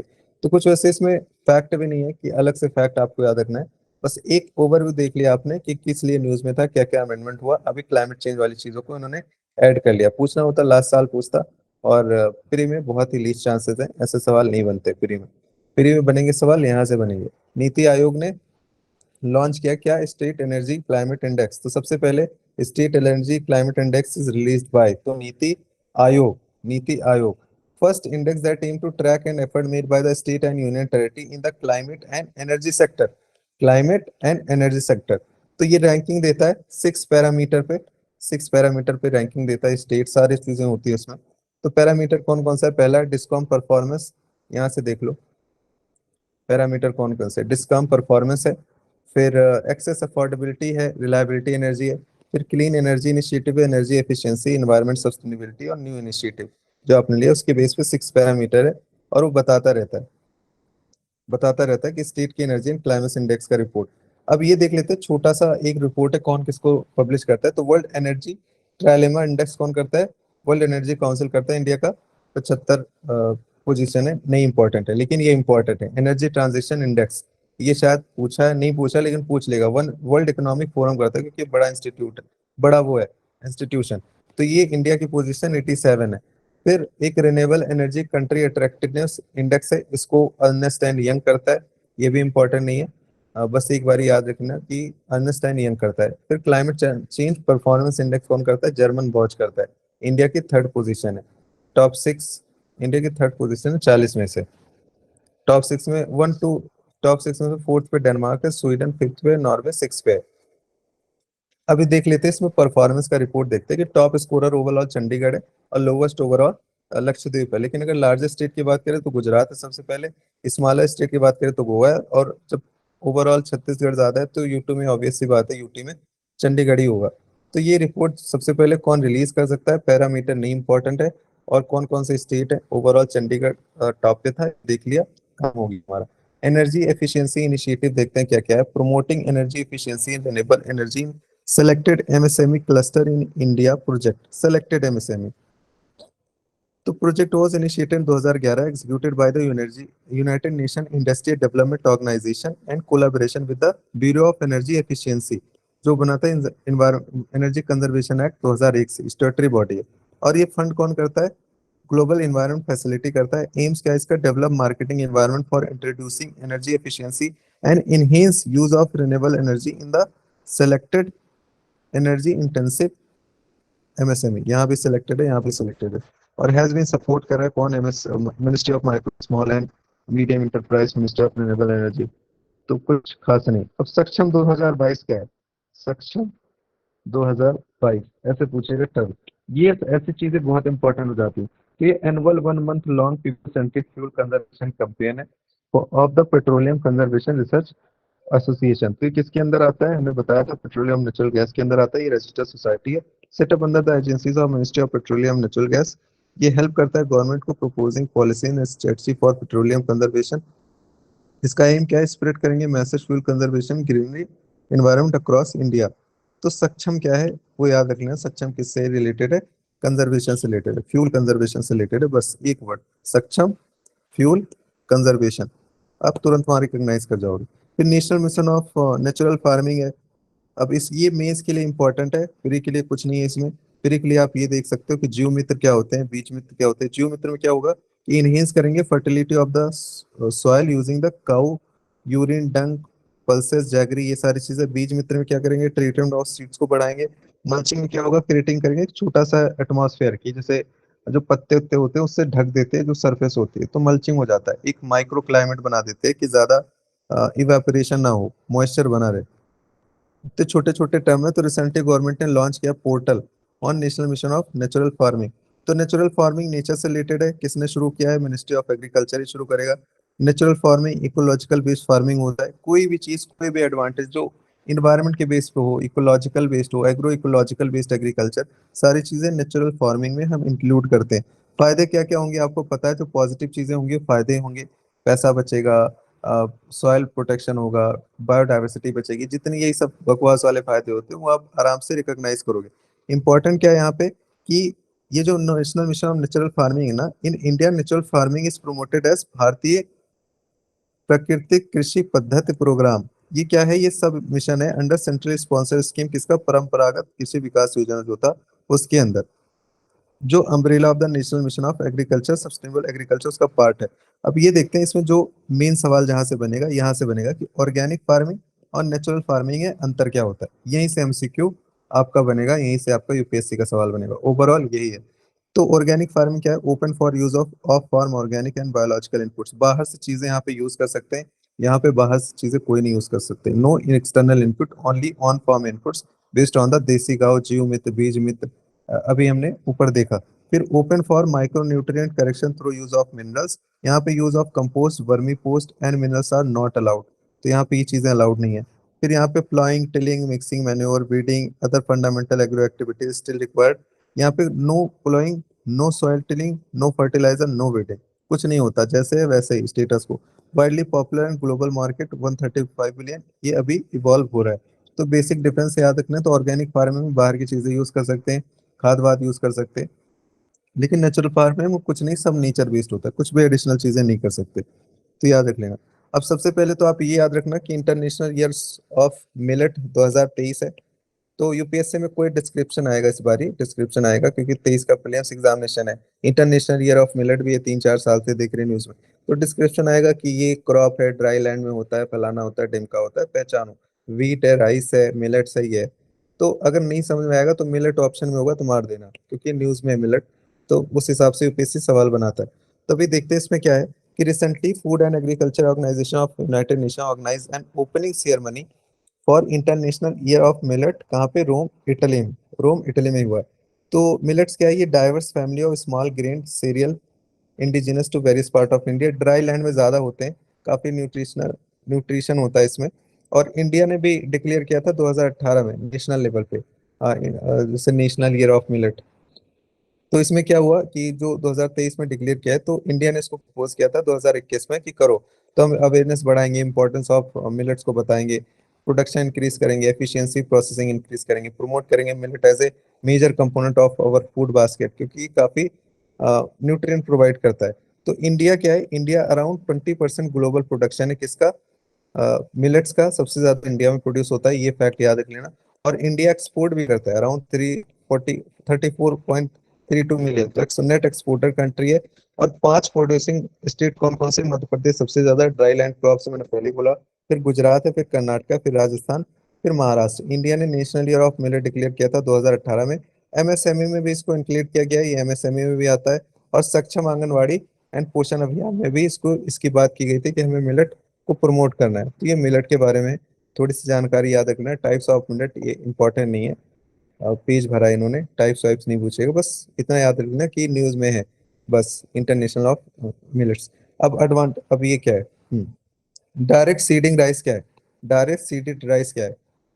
Farmer have rejected the direct seeded rice techniques.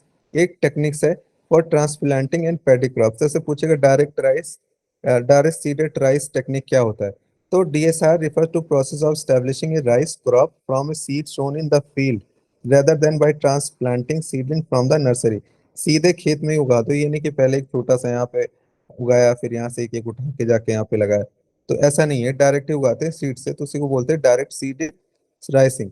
तो अब आप भूलोगे नहीं इसको। और किस नाम से जानते हैं? ब्रॉडकास्टिंग सीड टेक्निक्स, जो बांग्लादेश वगैरह में बहुत यूज होता है। और एसआरआई टेक्निक भी इसी से है। तो अब ये कुछ अच्छी चीजें, तो इसके एडवांटेज क्या क्या हो सकते हैं? लेबर को बचाएगा, मेच्योरिटी 7 से 10 दिन में बढ़ाएगा, more efficient of water use, positive positive चीजें। अब निगेटिव क्या है? Use of more seed, seed की ज्यादा मात्रा में यूज होगी, लेसर लैंड लेवलिंग, और seeds requirement for DSR is higher. तो वही पहला वाला पॉइंट आ गया। ये सारे मेथड है, SRI method, transplantation method, drilling method, Japanese method, rice को उगाने के अलग अलग मेथड है, जो कि आपसे नहीं पूछेगा, मीन्स में आपसे पूछेगा, मीन्स में आप लिखोगे तब। बस इतना याद रखना कि ये क्या होता है, डायरेक्ट सीडिंग राइस क्या होता है, और एडवांटेज डिसएडवांटेज ऊपर से देख लिया। अभी राइट टू रिपेयर की बात किया किसने? डिपार्टमेंट ऑफ कंज्यूमर अफेयर्स ने। क्या बोला उन्होंने? Recently set up committee on the right to emphasis on lifestyle for environment. तो हमने इसको लॉन्च किया था ग्लासगो 26 में, कॉप 26 में, इंडियन प्राइम मिनिस्टर ने, कि हम अपने दिनचर्या के हिसाब से चीजें मैनेज करें जिससे हम क्लाइमेट चेंज से लड़ सकते हैं। तो अभी उन्होंने राइट टू रिपेयर की बात की है कि जो जैसे एप्पल फोन वाले क्या करते हैं, एप्पल वाले फोन बनाते हैं तो जानबूझ के वो पार्ट नहीं मिलता, वो उन्हीं के स्टोर पे मिलता है, और रिपेयर नहीं करते, बोलते हैं दूसरा खरीदना पड़ेगा, बैटरी दूसरी लेनी पड़ेगी ताकि उनका प्रोडक्शन हो। तो अभी राइट टू रिपेयर माना गया है कि कोई भी इक्विपमेंट हो, चाहे फार्मिंग, मोबाइल, कुछ भी हो, उसको रिपेयर अगर कराने को लिए बोल रहा है तो उसके पार्ट्स अवेलेबल होने चाहिए, सब पार्ट्स अवेलेबल होने चाहिए। ये नहीं बोल सकते इसके पार्ट नहीं, आपको नया खरीदना पड़ेगा। तो राइट टू रिपेयर यही है, पूरा ओवरऑल न्यूज ही यही है। और ये रिकॉग्नाइज किया गया है कहाँ पे? यूएस और यूके। तो राइट टू रिपेयर पोर्टल भी बनाया गया है, जिसमें जो मैन्युफैक्चरर उनको बताना पड़ेगा सिटीजन को कि देखो ऐसे ऐसे आप इसको रिपेयर कर सकते हो खुद से। अगर नहीं कर सकते तो आप डिटेल दो कहाँ कहाँ ये रिपेयर हो सकता है, वहां से वो जाके रिपेयर करा लेंगे। तो बस ओवरऑल यही न्यूज है, बाकी कुछ नहीं। Right to repair. Scope of authority under dam safety act 2021 की बात कर रहा है।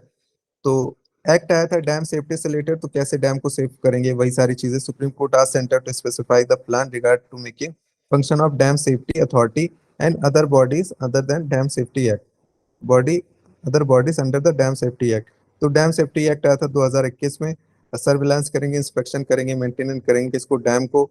और दो बॉडीज भी बनाई गई थी, एक एनडीएसए, एक national committee of dam safety. नहीं इंपॉर्टेंट है, ये देख लो। India ranks third after USA and China in the number of large dam. India third है। तो बहुत सारे पुराने डैम है, तो उसको कैसे इनोवेट करना, कैसे बचाना, कैसे मॉनिटर करना, वो सारी चीजें थी। तो एक न्यूज आई है कि जो मुल्लीपियार डैम है, हाँ, मुल्ला पेरियार डैम। तो ये 26 ईयर ओल्ड डैम है, own operated maintain by the Tamil Nadu government, located in the upper reaches of the river Periyar. तो मुल्ला पेरियार कहाँ है? पेरियार नाम से लग रहा है पेरियार रिजर्व पे, which flow into Kerala after originating Tamil Nadu reservoir within the Periyar Tiger Reserve। Periyar tiger reserve में बहता है। तो डिस्प्यूट क्या हुआ? डिस्प्यूट, ये आप हिस्ट्री मत जानो, एक रूल कर्व आएगा। What is rule curve? तो रूल कर्व क्या है? Rule curve is a tabulation which specify the quantum of storage of water in petty species to be maintain reservoir during different types of year based on the rainfall data of 35 years. तो as per Tamil Nadu water resource organisation, Mulla Periyar is the first reservoir to have rule curve. तो rule curve बहुत बहुत important है। Rule curve इतना याद है आपको, dam से रिलेटेड है बस। रूल कर्व डैम से रिलेटेड, वो आपको पूछ लेंगे इकोनॉमी में इनइक्वालिटी मेजर करेंगे, ये कोविड की वजह से जो इम्पैक्ट हो रहा है तो वो कर्व दिखा रहा है, या कुछ आपसे पूछ लेंगे डैम वगैरह में वाटर स्टोरेज का। तो डैम, बस इतना डैम याद है ना तो आपका रूल कर्व का काम हो गया। ये आपका केरला है, थेनी है, पेरियार टाइगर रिजर्व यहाँ है। This is Tamil Nadu, this is Kerala, border है। ये उडुक्की रिजर्वायर है केरला में, और ये पेरियार टाइगर रिजर्व है। और ये सुरिलियार हाइड्रो प्रोजेक्ट है, यहाँ पे सुरिलियार है, ये मुल्ला पेरियार है, और ये थेनी। फिर अब हाइड्रो इलेक्ट्रिसिटी प्रोजेक्ट देखते हैं। कवार हाइड्रो इलेक्ट्रिसिटी प्रोजेक्ट कहाँ है? किस्तावर डिस्ट्रिक्ट, जम्मू कश्मीर। कौन से रिवर में? चेनाब रिवर में। Match the following. Upper Siang multipurpose storage, upper Siang तो कहाँ है? अरुणाचल प्रदेश, सियांग ब्रह्मपुत्र रिवर में। फिर दिहांग हाइडल प्रोजेक्ट कहाँ है? Lower Dihang valley district, Arunachal Pradesh. Dihang with dam site located upstream of the confluence of Ashupani and Dibang river. Ashupani river कहाँ है? नॉर्थ ईस्ट में, याद रख लेना। फिर इटालियन हाइड्रोइलेक्ट्रिक प्रोजेक्ट कहाँ है? Italian, very famous Italian. ये कहाँ है? दिबांग वैली, अरुणाचल प्रदेश में, eastern Himalayan global biodiversity hotspot के पास। तो याद रखना, इटालियन कहाँ है? Italian, Arunachal Pradesh. Match the following पूछेगा आपसे स्टेट के नाम। फिर डीप सी माइनिंग के बारे में बात करते हैं कि expert during the 27th session of international seabed authority. 2022 में पूछा था कि इसका परमिशन कौन देता है? क्लॉज देता है? नहीं, इंटरनेशनल सीबेड अथॉरिटी देता है। Meeting highlight that deep sea mining can lead to loss of seas and fragmented. Deep sea mining तो बियॉन्ड ईईजेड हम जो एक्सप्लोर करते हैं, जैसे कोबाल्ट हो गया, मैग्जीन हो गया, जिंक हो गया, रेयर अर्थ मेटल हो गया, पॉली मेटालिक नोड्यूल हो गया, इसका परमिशन कौन देता है? इंटरनेशनल सीबेड अथॉरिटी देता है इसका परमिशन। पॉलीमेटालिक निडोल हो गया, सारी चीजें, तो उसी के बारे में न्यूज था। अब आईएसए के बारे में देख लेते हैं, लास्ट टाइम आया था। It is an autonomous international organisation which came into existence in 1994 and when united nation convention on law sea came into force. तो ये जब आया था तो इसके लिए ये बनाया गया था, इंश्योर करने के लिए effective protection of marine environment from the harmful effect that may rise from deep seabed related activities. तो इसीलिए आया था। तो UNCLOS also establish two other bodies, international tribunal for law of seas and commission of the limit of continental shelf. ये और क्या था? इसका हेडक्वार्टर जो है किंगस्टन जमैका में। ISA international seabed authority permission देता है। अब ये रिवर प्रोजेक्ट देखते हैं, छोटे छोटे, बस खत्म होने वाले हमारे। कलासा भादुरी, कलासा भांदुरी प्रोजेक्ट, कलासा भांदुरी प्रोजेक्ट। तो कलासा भांदुरी प्रोजेक्ट याद रखना कि ये कहाँ है। ये सबसे पहले तो इसका पर्पस ये है कि डाइवर्ट करेंगे water of two tributaries of Mahadevi rivers known as Kalasa Bhaduri to Malaprabha river of Krishna. तो मालप्रभा किसका ट्रिब्यूटरी है? कृष्णा की है।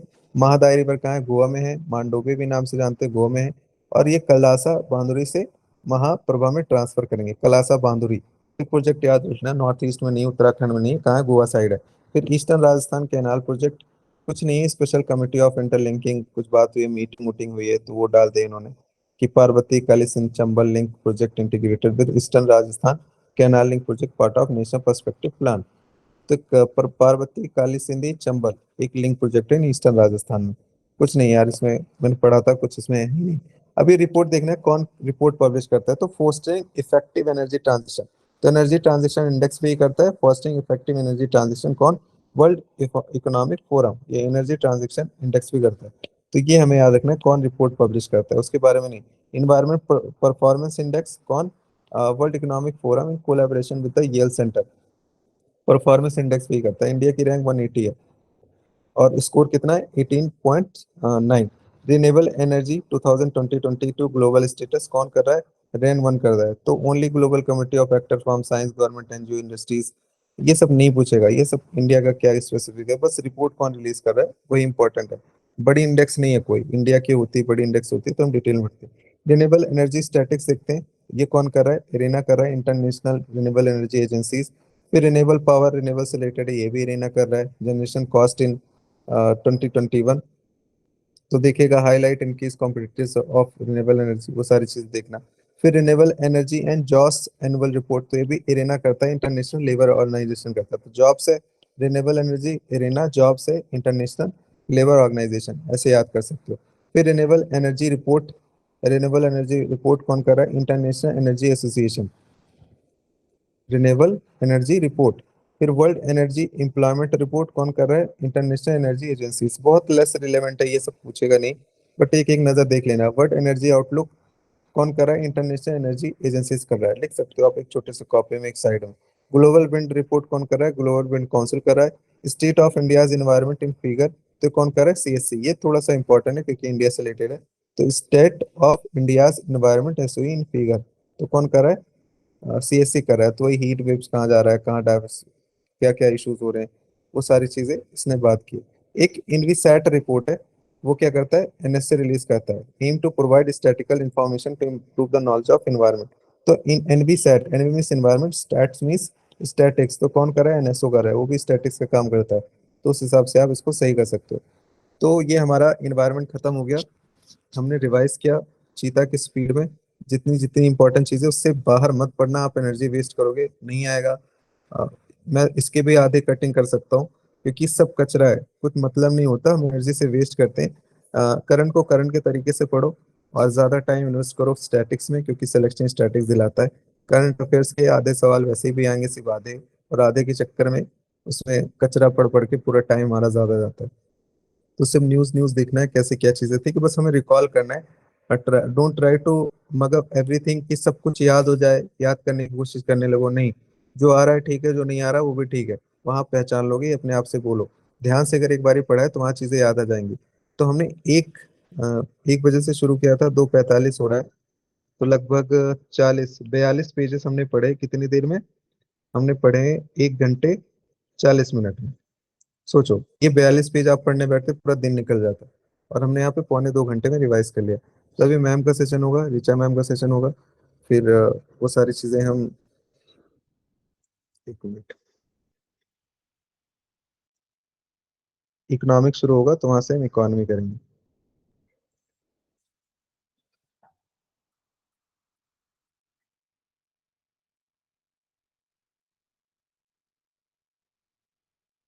ओके ठीक है फिर।